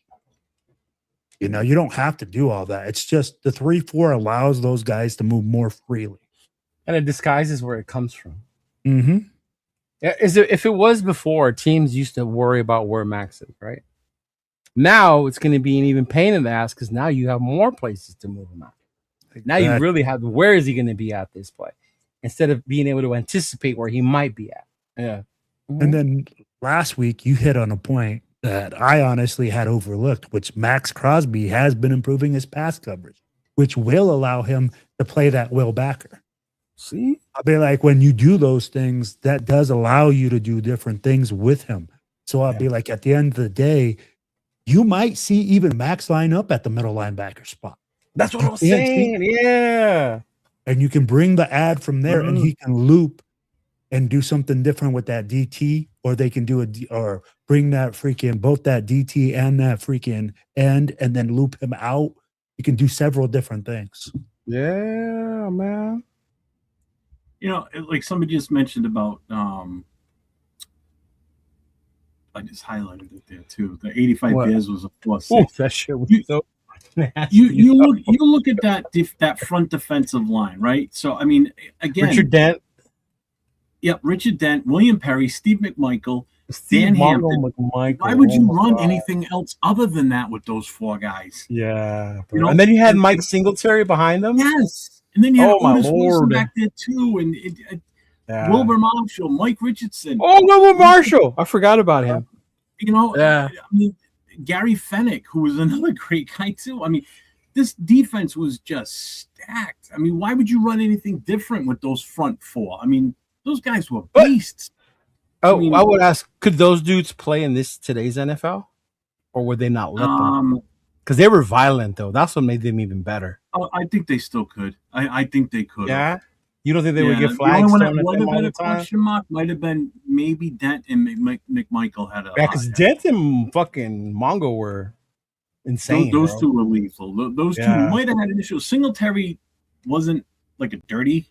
Singletary can play in any era. No, he could play, but he wasn't dirty. Like Dent and Mongo were fucking. Yeah, they were a little rough around the edge. Perry, physically wise, I don't know how long he'd last in this type of environment because everybody's so much faster now than what they were back then.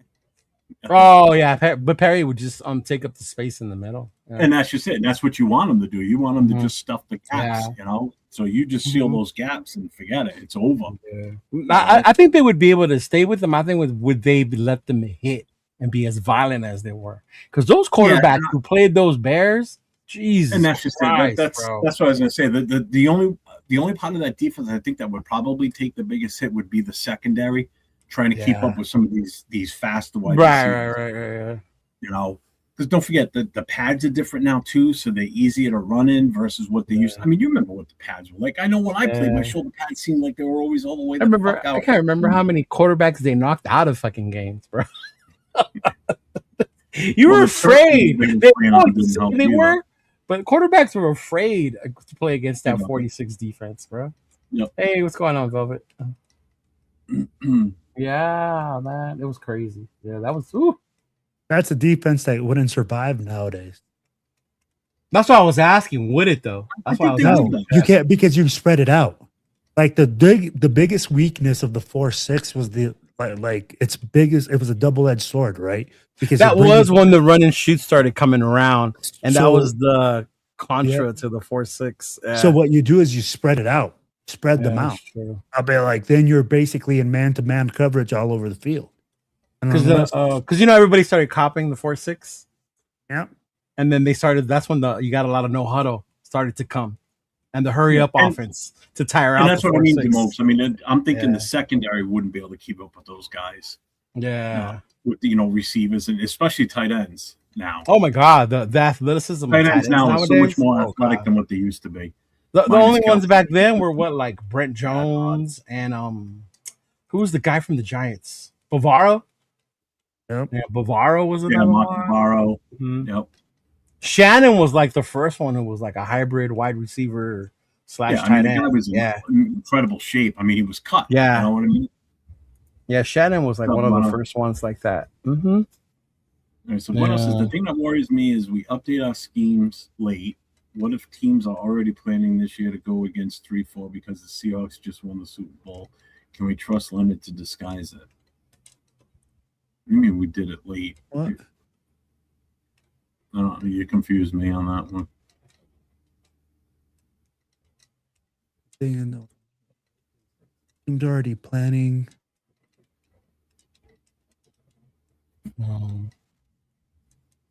What do you don't have to disguise the 3-4.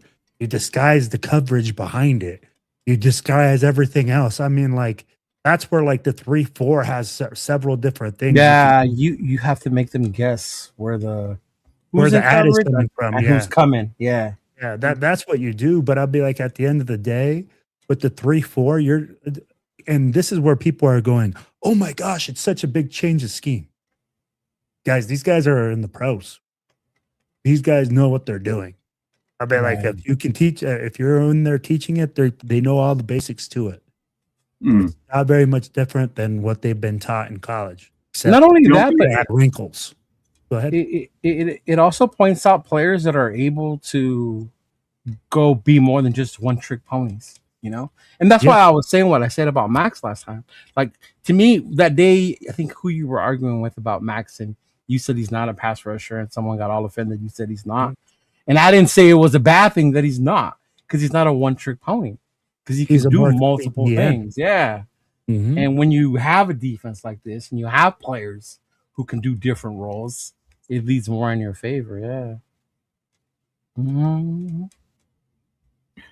You know what? One player I really wanted to get in free agency. That would bounce off Jeff's big bald head.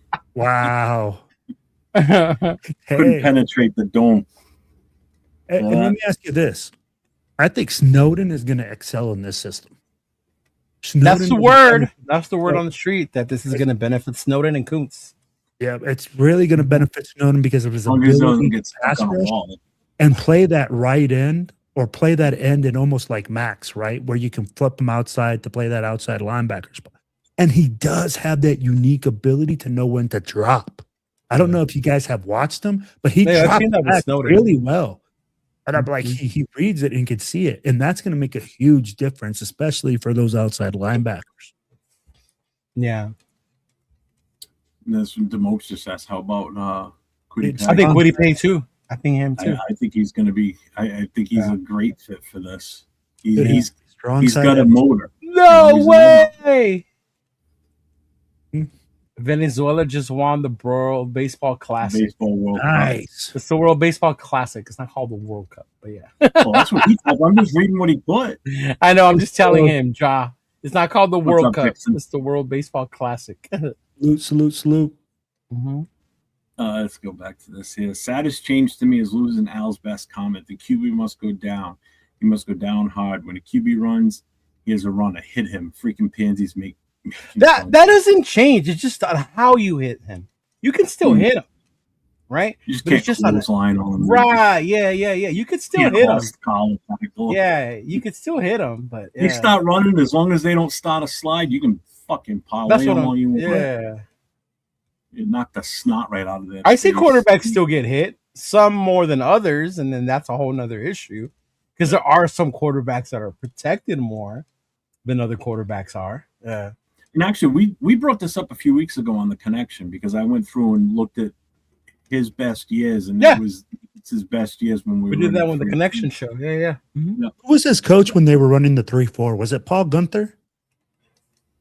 No, that was what's his face? No, didn't we say it was Who was the coach that ran 3-4? It was 21 and 22 season. What's his name? So it wasn't. Was it Bradley? No, Gus Bradley runs a third. Yeah, Was it Gus Bradley? might be right. Yeah, because PG got here when what's his name got here. Yeah, you're right. I think you're right. It was Gus Yeah. Bradley. Yeah. Y'all didn't see I said F Venezuela? No, I didn't see that. Why, bro? Why you hating on Venezuela? He's hater. What's up, Rose Town? Felicidades, Venezuela, for having defeated U.S. Now. I know someone who's not happy the U.S. lost the World Baseball Classic. Mm-hmm. Who? Oh, I don't know about. Yeah, I can't wait for this. See, that's the World Cup, not the baseball. Baseball's not called the World Cup, John. Dude, there's so much shit that's going to be happening here in LA. Ugh. I know it. I think that's part of the rules that are being reviewed. No, the fake slide. Yeah. Should be. I think that's part of the ones that's being reviewed about it being a penalty on the. Because the owners' meeting is after the draft. Yeah, it's after the draft when they have the owners' meeting where they talk about the new rules and the adjustments. Yeah. Oh, so it was the first season. So it was first season. Yeah, because if it was, he was here for 4 years and went back. So then it was 2021. It was 2022. Yeah. Yeah. Are we sure that Patrick Graham ran a 3.4? He's always been a 4.25 guy. His first year, maybe. I'm like, that's what I'm saying. I'm like, interesting. Yeah, but with PG, you kind of got lost in Pete Carroll's bullshit last year. Yeah, last year was. You could see cover 3 the whole fucking time. Yeah, exactly. Mm-hmm. That's when you said, yeah. Last year we were in base coverage all the time. Right. We got raped. Yeah. The guy we picked up from the 9 is good. I wouldn't get excited, bro. He's not gonna like, oh my god, we're gonna go to the Super Bowl with him. He's a depth piece, part of the rotation, here to compete. If he excels in this system, great for us, right? Perfect for us. Yeah. Mm-hmm. Yeah. Yeah, the fake slide will be talked about during owners' meetings, and Mark Davis will find out how much he gets in return from the Walkins deal. We ain't getting nothing, man. We ain't getting nothing. The Players Association, yeah. The way Pete and them handle that bullshit, yeah. No. Is there? I'll bring this up now, Leo. You want to talk about it? Ooh. Oh, yeah. I'm like, what is that? Whose bet is that? So Easter egg hunt this Saturday. We're going to be raising money to buy Easter baskets for one of our local charities over here in the Inland Empire. It is myself, Cheeto Linus, president of the Black Hole Inland Empire. We are in collaboration with Mike from Raiders Against the World, and then of course with Joe from the Misfits. We have collab, and we will bringing you this Easter event this Saturday in Fontana and Martin Tudor Harupa Hills Regional Park. It's in the city of Fontana. The address is on the flyer. You can see the flyer on my page, on Jeff's page. You can also see it on Mike's page. It is off Sierra. We'll be there from 12 to 5. We will be providing food for the kids. The kids get to eat food. Adults can eat as well. We have burgers, hot dogs, just with a small donation, whatever you want to donate. And then we will be raffling off 3 main baskets. Each club is going to donate 3 baskets that will be raffled off. They will be containing either Raider merch, adult themed items, whatever, alcohol, whatever. Each club is building their own, and you'll be able to bid and win one of those. And then whatever money we're going to use for that, we're going to buy whatever baskets we need to, because we did tell them we were going to donate 150 baskets to that organization. So yeah, come through, bring your canopies. If you're from the Inland Empire, you know it's hot out here right now, so bring your canopies. There will be shade, there will be music. It'll be a lot of good times, a lot of fun times out there. So yeah, come through if you're in the neighborhood. I know my boy Severe is going to come through because his son has a track meet in the Inland Empire that day. Severe's from LA. Nice. He's going to come over that way and run down. We're going to finally see Rundown, y'all. You're going to take a picture of you and him together to prove that he's not AI. Yes, I am going to take a picture with the Raider Rundown. He's not AI. Yes, we're going to prove that he's not AI. Because nobody's seen him. Only Turf has seen him in real person. Yeah. Yeah. So yeah, definitely come out for a good time. It's gonna be a lot of fun. Yeah. Yeah, if you're in the area, make sure you guys check it out.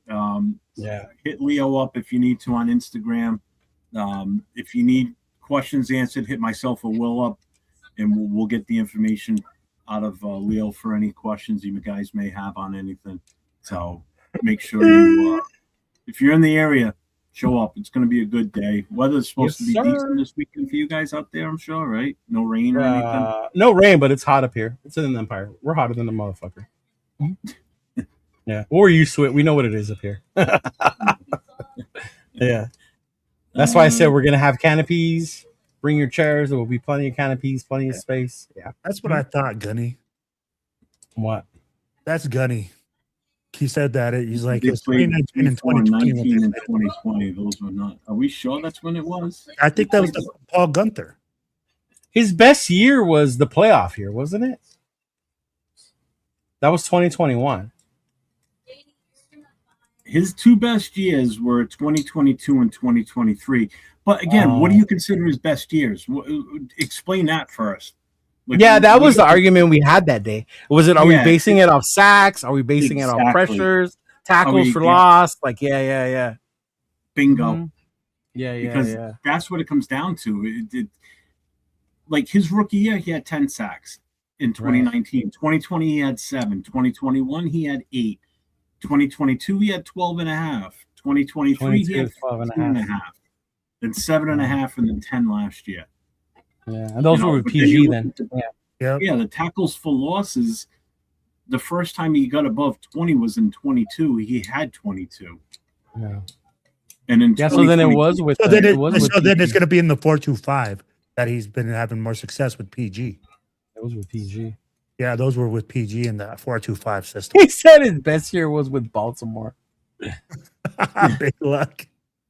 It's 4 days. Arnie, question. After free agency, what position is our biggest weakness that needs to be addressed at the draft?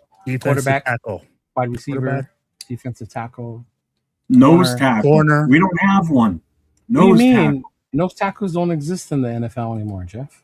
Oh, that's right. Just from the 80s, right? Just in the 80s. It's a damn position. Kicker! Draft a kicker! Yeah. We need a nose tackle. That's the biggest need. You want to really complete this defense? Let's get that guy up in the front and the middle.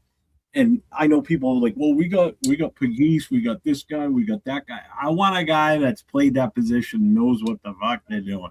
I don't want an experiment. I don't want a project. Say it, Will. Go ahead, Will. You can coach him up. No. From the coach of the group. So, and I will tell you like this. No. And that's one position you cannot coach up. You just have to have a dude. You have to have a dude, bro. Like a two-gap plugger is fucking hard to find. That's why I'm like, yo, people don't understand that playing that position is tough. Bro, you have to be able to take on double teams every single play, shed blockers, cover both A gaps. I'm like, it's a totally different beast. You cannot teach those dudes. You have dudes. No, that dude's got to plug it up, be a monster. It's different. It's a different thing. Vince Wilfork. You can't teach a Vince Wilfork, bro. Yes. Who was the last great nose tackle the Raiders had? Seymour, but I mean, like, he's not even a true nose. I wouldn't even consider Seymour a true nose. Yeah, he's a 3-tech. Yeah. Wasn't Jerry Ball?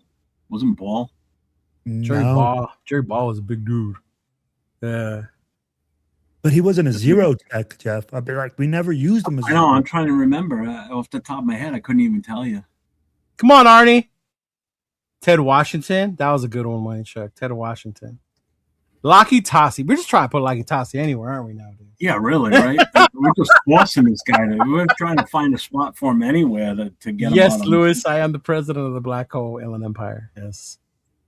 El presidente soy yo. That is correct. We got a long snapper. We brought someone else in. We didn't re-sign Bob and Moya. We got a different guy now. We got a fullback. Yes. We didn't talk about the fullback. We got a fullback. Okay, bro. I love who we got. I Hayward's love brother?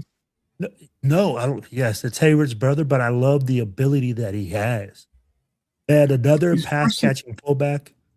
It is a great idea. I love this whole tight end thing and using them almost like an H back. It's not, or an F back. You can look it up and then like do different things with them. They can catch the screen. They can run block. Fuck, man, the fullback position is. Look, man, I just need him to open up the holes for Ashton Jency. Bro, he's not gonna be just that type though. That's all He's I gonna need him catch for. balls. all I Hey, need him Marcel Reese. Hey, you're gonna see like we Marcel have Reese. Brock Bowers and Michael Mayer. We don't need another one. Hey, Marcel Reese. You remember Marcel Reese? Yeah. Bro, But Marcel Reese wasn't much of a blocker. He was He's more a of the fullback. athletic type. Yeah. That's what I'm saying. That's what you're gonna see from No, camp. but this dude was brought in to block for Jency. That as well. Yeah. What's up, Slam and Sammy? What's going on, brother? I don't think you'll. I keep hearing that, but I don't think he'll. I actually have that conversation with 805.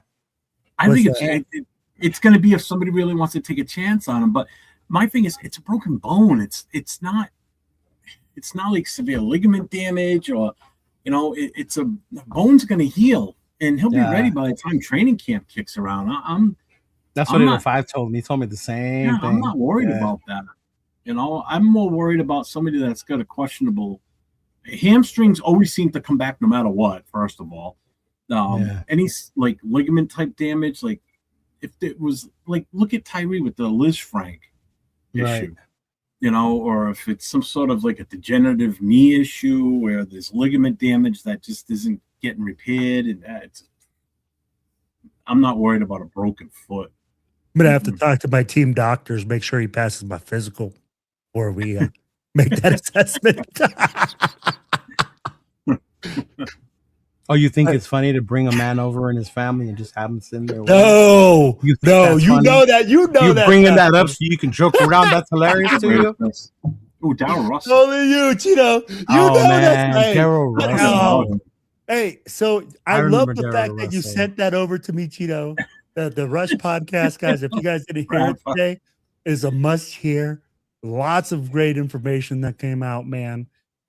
So, Cheeto, let me ask you this: as you see more information come out, if that was you, if you were in that position that you flew across the country, took your family, like you've been going through this whole dog and pony show, how do you feel? Like, how would you feel? How would this make you? Like, how would this affect your mentality? And what do you think Max is going through? It'll make me want to come and have a 20-sack season this year. You better believe it. You've been waiting to get that in. Hey, you know what? You better believe it. I ain't never had one in my career. Just gonna get 20 sacks season. But after what happened, I am coming. I'm extra. Hey, I'm coming 200%. You heard it. He's coming 200%. And if 14.5 was 100%, then 28. So I'm gonna call it at 20. I say, hey, 20 sack season is coming for Max. Yeah. No, but I'd be like, honestly, bro, like you said it, like he flew his family across and I mean, like I was listening to him, and like, he kind of plays it off like, it is what it is, but it's business. But in my mind, bro, like if somebody was to do that to me and my family, I'd be pissed. Why? What, Jeff? Why is it a big deal that he flew his family across the country? Why is that the issue?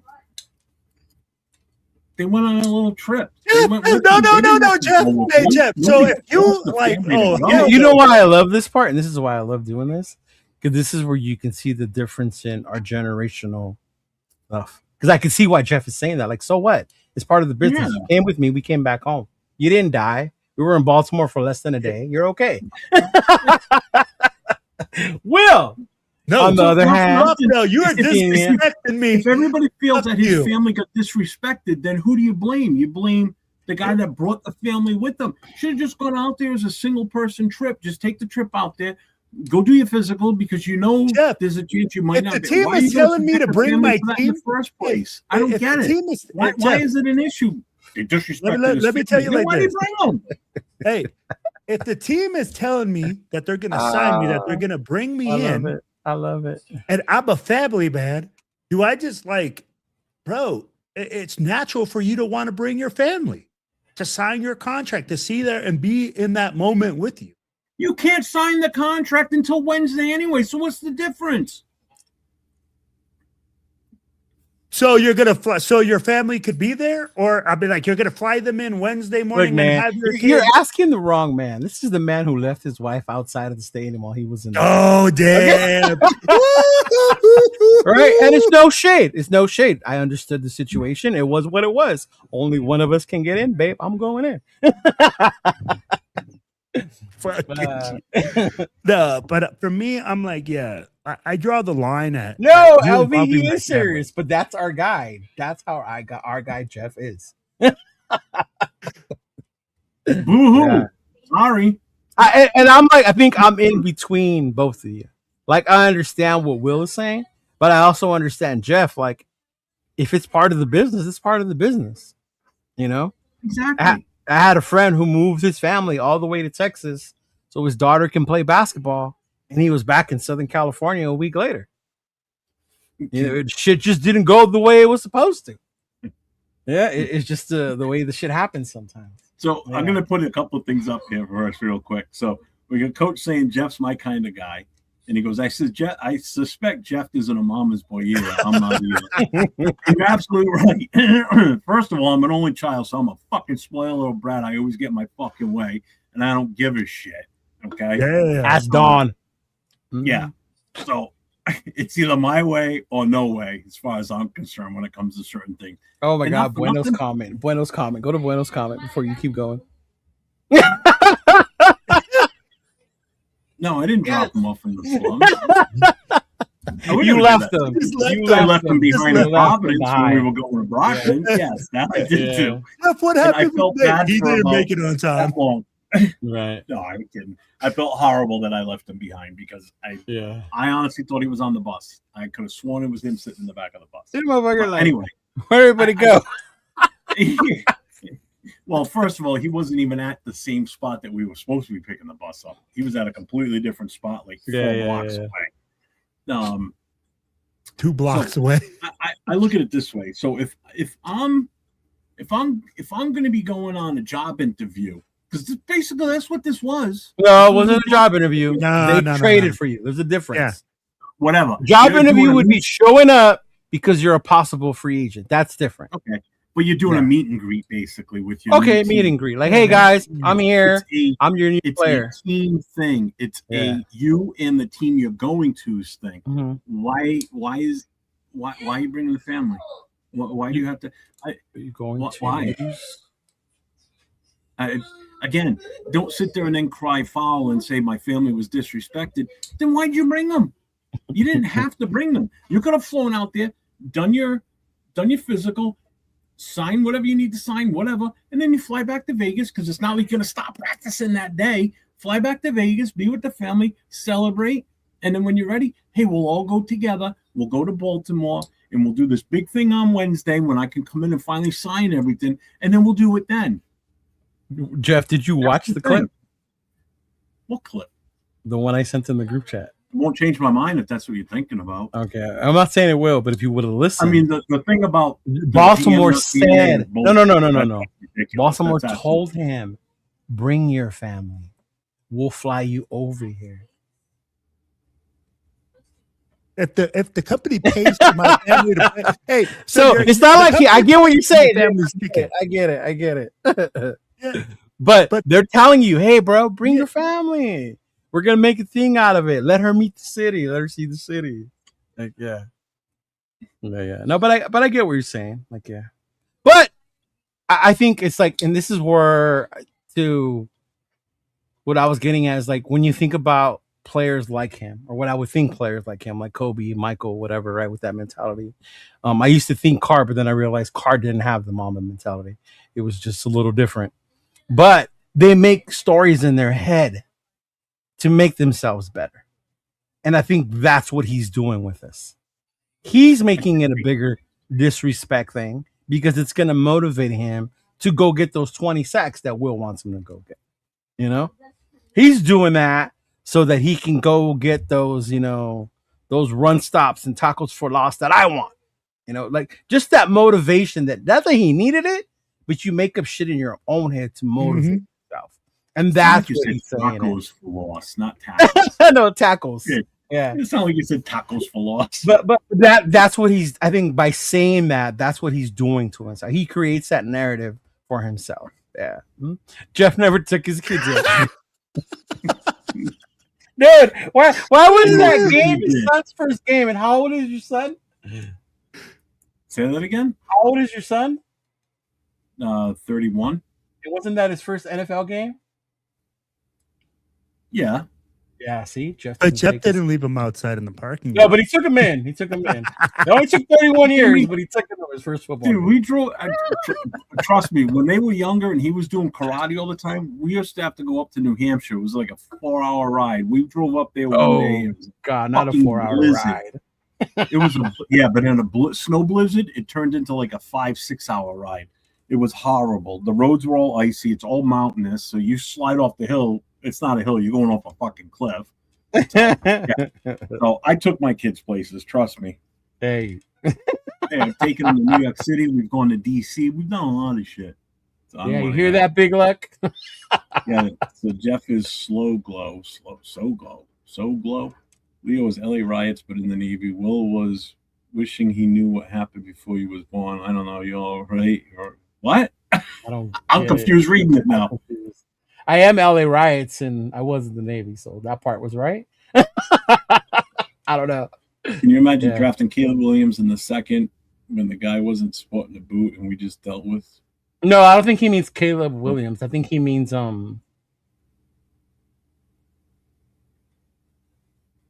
Christian Wilkins. Yeah, what does he mean? Can you imagine drafting Caleb Williams in the second? Maybe he means the defensive tackle from Florida. We were talking about him earlier. I don't know when the guy wasn't sporting a boot. I'm lost on that. Slam and Sammy says Omar Cooper is the only guy I'd accept over Banks if both are available in the second round. I don't even think you should Cooper. There's so many other good wide receivers. Yeah. What's up, Demented? Max definitely hurt himself and everything.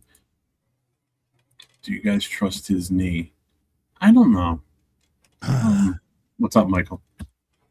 How many injections? I mean, was he getting injections prior to all this shit just so he could last the season? The pain. No, it wasn't for the pain. The injections were. He said he was in pain. Inflammation.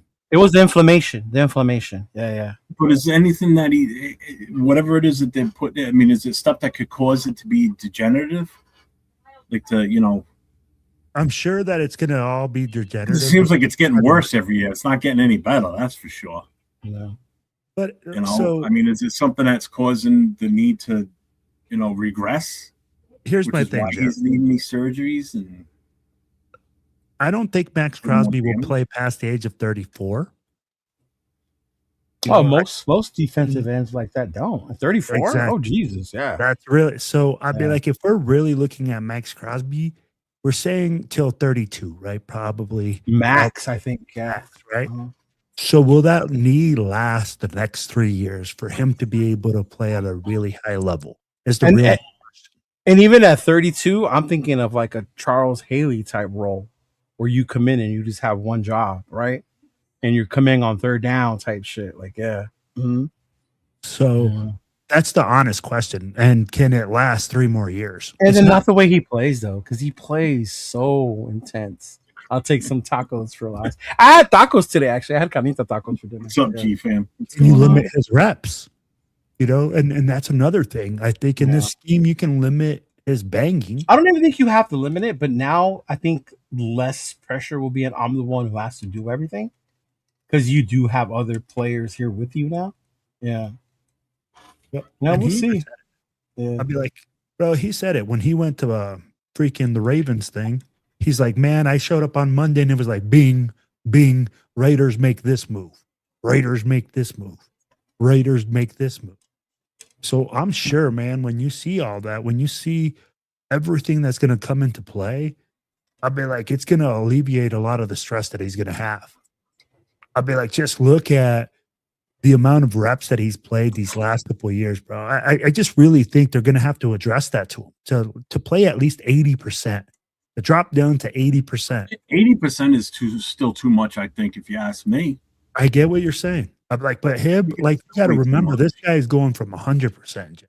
You're not going to go, hey, man, we're just going to drop you to 50% reps and him just be content. You have to come to a medium. But doesn't this go back to people saying about you don't do everything he wants to keep him happy? Yeah, and that you're exactly correct. You don't do everything he wants to keep him happy. But I think that you're going to come to a medium. Him and Rob Leonard are going to come to some type of agreement to say, hey, you know, that's his dude. That's his dude. That's his dude. Rob Leonard and Marinelli are his dudes. And I love the fact that he came out and said that Rob Leonard merits the defensive coordinator job, that it wasn't to satisfy him. Oh, yeah, he said that, yeah. You know, and that's huge. Yeah. I want to put this out there right now.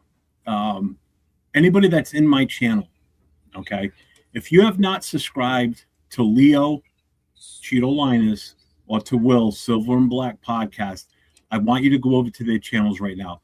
I'm going to tell you why. Leo is 5 subs away from hitting the 1,000 mark.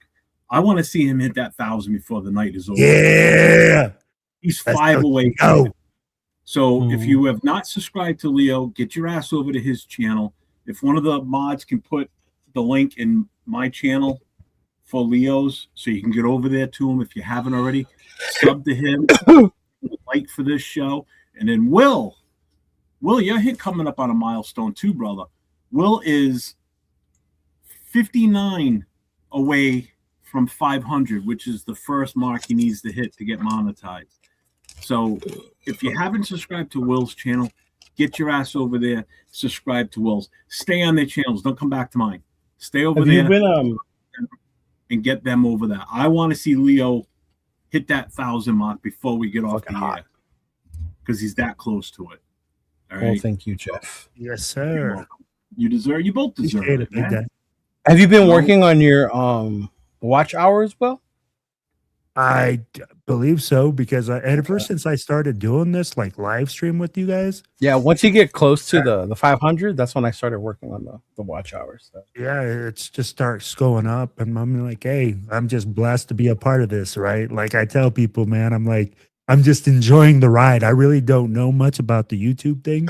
You guys have been teaching me a lot about it, so. Silver and Black. Aaron, I just put it in the link. Dixon Slider put it in there too.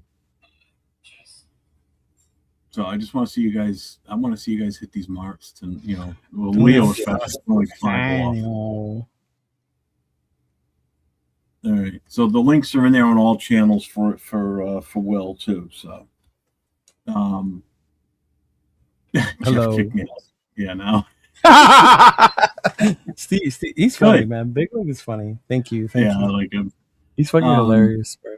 I guess the last thing that I really wanted to bring up before we get out of here tonight, because we're getting closer to it now. We're just about a month away, and that's the draft coming up, April 23rd to the 25th. Anybody that's planning on going out there that's from the Black Hole, I know a few have already reached out to me. There is a group message on Instagram. Yeah, it's on IG. For those that are going. I'm going to be there. Dawn and I are going. I know 805 is going. Severe is going. Check the Shield. Shield is going. I know Scream said he's going. There's a few other chapters that are going to be going. I know. Shit, I can't think of his goddamn name now, too. Son of a bitch. Okay. Lewis? Oh, yeah, Lewis. But I'm trying to think who's active in that chat. There's another Levi? Oh, Levi. Yeah. Levi's going. I know he's going because he already said he was going. Isn't Anthony going, Predator? Yes. Yeah. Well, that was just recently. Because I've been talking to him. Christina's been talking to Dawn. So they are coming out also. And Mike and Mara are coming out too. Oh, they are after all? Cool. Yeah. With the dogs? Yeah, they're gonna bring out Mr. Silver with them.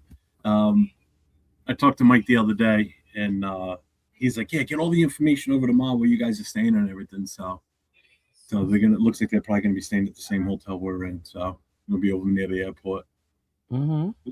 Yeah, I'm looking forward to it. I already got my passes for it, the QR code pass and everything. Oh, there you go. Fort Hood's. It looks like if you look at the stadium on Google Maps, on the eastern side, like the northeast side of the stadium, that parking lot area that's right there, it looks like that's where they're going to set up the stage. It looks like all the interactive stuff's going to be on the other side of the stadium, on like the southwest side of it, closer to the river that way.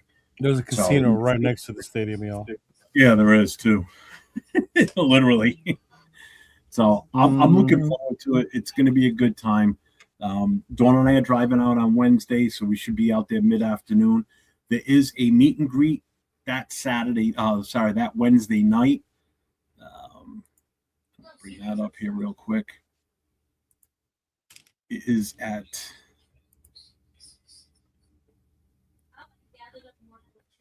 where is it? Here it is. It is at Mike's Beer Bar at 110 Federal Street in Pittsburgh, PA. It's April 22nd from 6 p.m. to 9 p.m. It's open to all fans, no matter what team you're repping. So it's a Pittsburgh tailgate is what they're putting it down as. So if you're looking for any information on that, hit me up. I can send you the invite on Facebook, so it is a thing that is out there. And then obviously Thursday's round one, so we're up first. Would have been nice to have that second pick to stay even longer that night, but we're not gonna now. Round two is Friday night. I will be there for that also. But Saturday, anybody that's coming out, if you're interested, on Saturday, we're going to the Hall of Fame. I've never been. Yeah. I want to go. So we're going to drive out to it. It's about an hour and a half, just under 2 hours away from where we're going to be. You're going to miss rounds 5, 6, and 7? Yeah, I think I can handle missing those. Damn, shit got real. Yeah. Wow. Because we want to come home Sunday, so I'd rather go to the Hall of Fame. And that's where I'll be. Well, again, it's something I've never been to, and I've always wanted to go to it. So we're going to spend the day there on Saturday. I better see some live streams coming out of there, Jeff. I'm going to No, bro. Enjoy yourself. No, I already planned on it. Dude, he's already going to be live streaming, bro.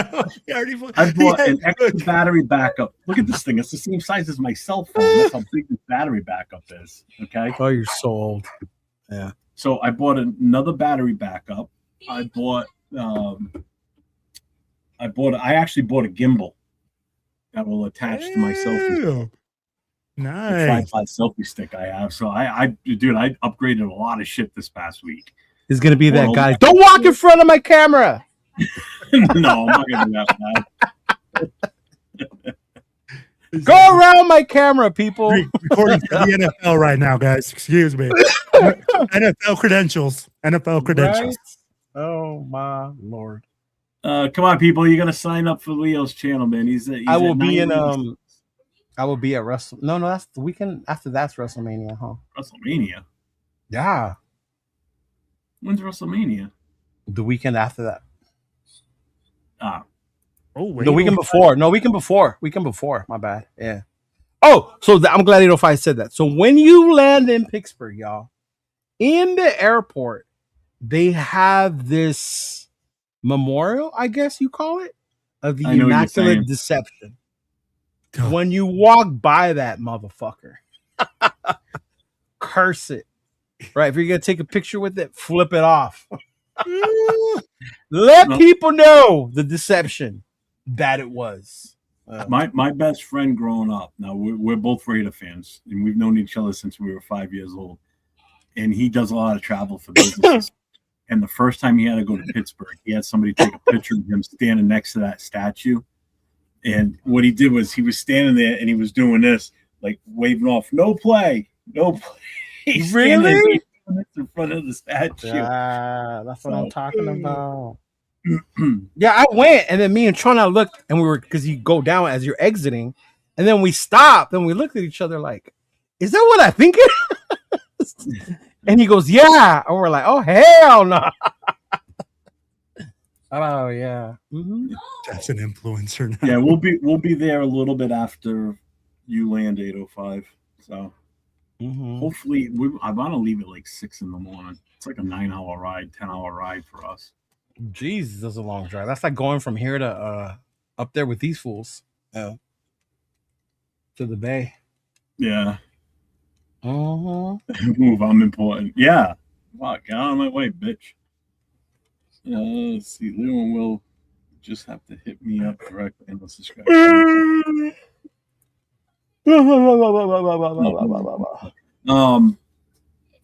Yeah, WrestleMania is the week before. We decided we're renting a car too. We're not going to take our car out there. I'm not going to put that kind of miles on it. Besides, if it breaks down, I can just call the fucking rental place. Hey, the car broke down. Send me another one. Let's go. Franco in the ass and Steelers fans were pissed on Facebook. Yeah, that's what I'm saying. That's what we were doing. We did shit like that. Rundown.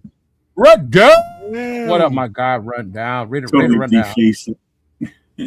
Make sure you guys keep a lookout on Raider Rundown tomorrow. He has something special. Is it? I think tomorrow or this week he's gonna drop. Yeah. Oh. I'll start with Will. Will, what do you got coming up? We'll do the final thoughts and we'll get it. Well, hey, you know what? First thing, man, I actually wanted to shout out Smith Delicious Barbecue. I don't know if you guys can see that right here, but that's Levi. This show Raider. was brought to you by Smith's Delicious Barbecue. Yeah. I'm like, I didn't know we were doing promos tonight. Do I need to play music? I thought Grogan was only on the Rush podcast. Jesus Christ. Hey, calm down, bro. Hey, I had a great night of sleep yesterday on this new mattress. Hey, that's our boy ahead, Baron Raiders Barbecue, man. I'm like, hey, that's just fire, man. If you guys get a chance to try it out. But April 11th, I'm gonna be down with TMBC. I'm gonna go down to the TMBC barbecue in Dallas. So we will be down there, man, chopping it up. And you're going to the Dallas one? Yeah, I'm gonna go down there. So I'll be down there for I think it's gonna be April 11th through the 12th, or April 10th through the 12th. And we'll be down there representing, and hopefully we'll have some stuff going on down there, man. Yep, big Texas takeover. The Texas takeover. It's the weekend before, not WrestleMania. But you know, that's what he says. Big luck. Oh, did it? Yeah. Oh, okay. Before not Wrestle. Hey, WrestleMania, man, it's coming up. Too. Are you going to it? Are you going to Vegas for it, or? I don't know. That was originally the plan, but plans change. We did find. Remember, I told you where I went. I took Noah to that pizza place where they do like a watch party for it. Yeah. So that was a lot of fun. So we might do that for WrestleMania, or they are selling the movie tickets again, so you can watch it in the movie theater. Yeah. Yes, the link for the barbecue sauce probably in his bio. That's what I'm saying. Oh man. And then on Thursday, man, I'll be doing the Silver and Black Radio podcast with some of my peeps and just enjoying the day, man. That's about it. Leo, what you got coming up?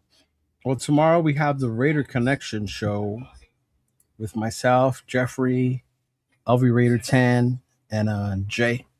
So we'll be bringing you that tomorrow. Make sure you tune in tomorrow.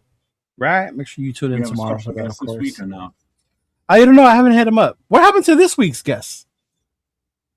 You know what it was? I saw what happened to this week's guest. He was supposed to come last week. He said he was going to join this week, but you know what happened to him? What? Our co-host on the other end over there, he used them for his show on Thursday. What? What, last Thursday? Yeah, he had Steven on his show on Thursday. Mm-hmm. Yeah. I was like, hold up. He was supposed to come on our Tuesday show. And then all of a sudden, he couldn't make it. He couldn't make it Tuesday. And then I'll come on next week. And then I was like, hold up. But you're on there on a Thursday? Okay, Will. I see how it is. Hey, bro. I don't know who you got on whatever show. Nah, bro. He had him on his show on Thursday. Okay. Hey, Steven, that's how popular you are, bro. Right? That's how much we love you, bro. Yeah. But yeah. You got anything coming up this weekend? Just the event on Saturday. I might do the State of the Nation with Rundown. I'm not sure. It just depends on how busy I get. Friday afternoon. That just depends on how busy I get with work or if Rundown has time to. Yeah. Mm-hmm. Yeah. Is that a new merch dropping, Cheeto? Not right now. Just the same right now. I will for May though, for the summer kickoff for Bakersfield. Yeah. Okay. Mm-hmm. Yeah, for Bakersfield for sure. Yeah.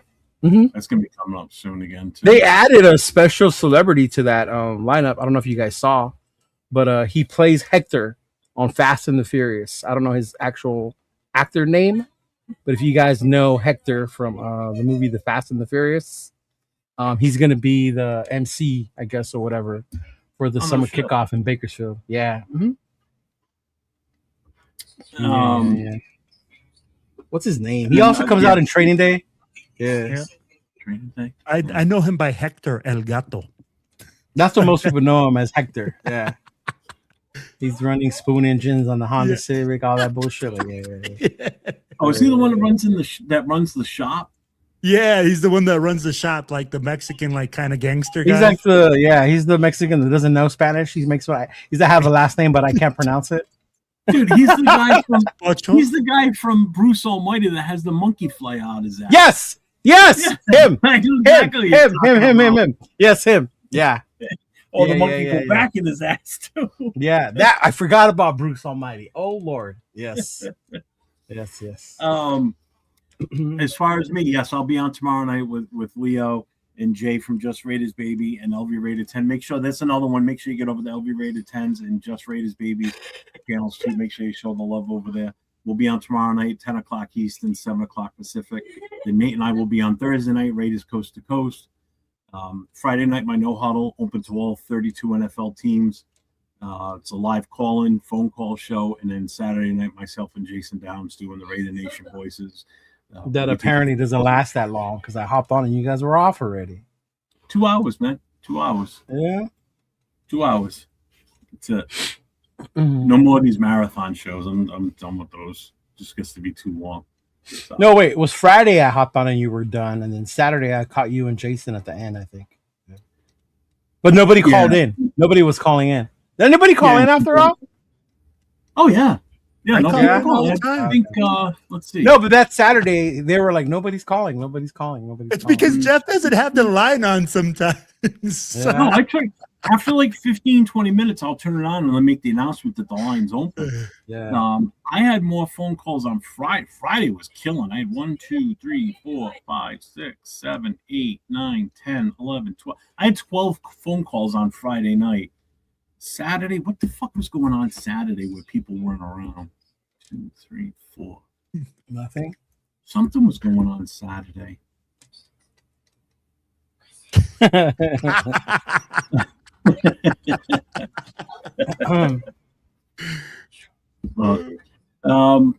got nothing else. You got anything else, guys? Nope. Well, everybody, just say thank you. Everybody that's still out celebrating St. Patty's Day, be smart, don't be stupid. Call Leo for a ride if you're out in this area. Oh, make sure you don't drive. He'll take care of you. The hell I will. I've been driving more in the daytime, bro, because I get annoyed with drunk people nowadays. Jesus Christ. Oh, I can imagine. This one lady would not stop touching me. Her friends literally had to tell her to stop and pull her off. Yeah. Dang, and then I thought about it. I was like, wait, if I was a female driver, I probably would have said something for harassment, huh? Probably. Honestly, after that night, I didn't want to drive at night for a while after that. Yeah. Really? Yeah. Like it was that bad, huh? Bro, yes. Were they putting dollar bills there or what? No. She got in the passenger seat. She was like going like this. It was crazy, bro. It was crazy. Yeah. Damn. She was rubbing you down, bro? She was trying to, and I kept going like that, like, don't touch me. And then her friends started yelling at her in the car. Yeah. Like, stop touching him. It's okay. He doesn't mind. Like, girl, look at him. He minds. He's all spattered against the window. He's all like flat against it. Don't touch me. No, don't touch me. Shit, bitch. You need to do like they used to do when during COVID, put a set of plexiglass up between you and the passenger. Bro, So right? Yeah, man. I'm telling you. Yeah. You just gotta Everybody in the back. It didn't hit me till afterwards. Like, hold up, I could have actually some harassment type shit against that lady. Yeah. Mm-hmm. Oh God! All right, everybody, stay safe and go Raiders. Yeah. Raiders.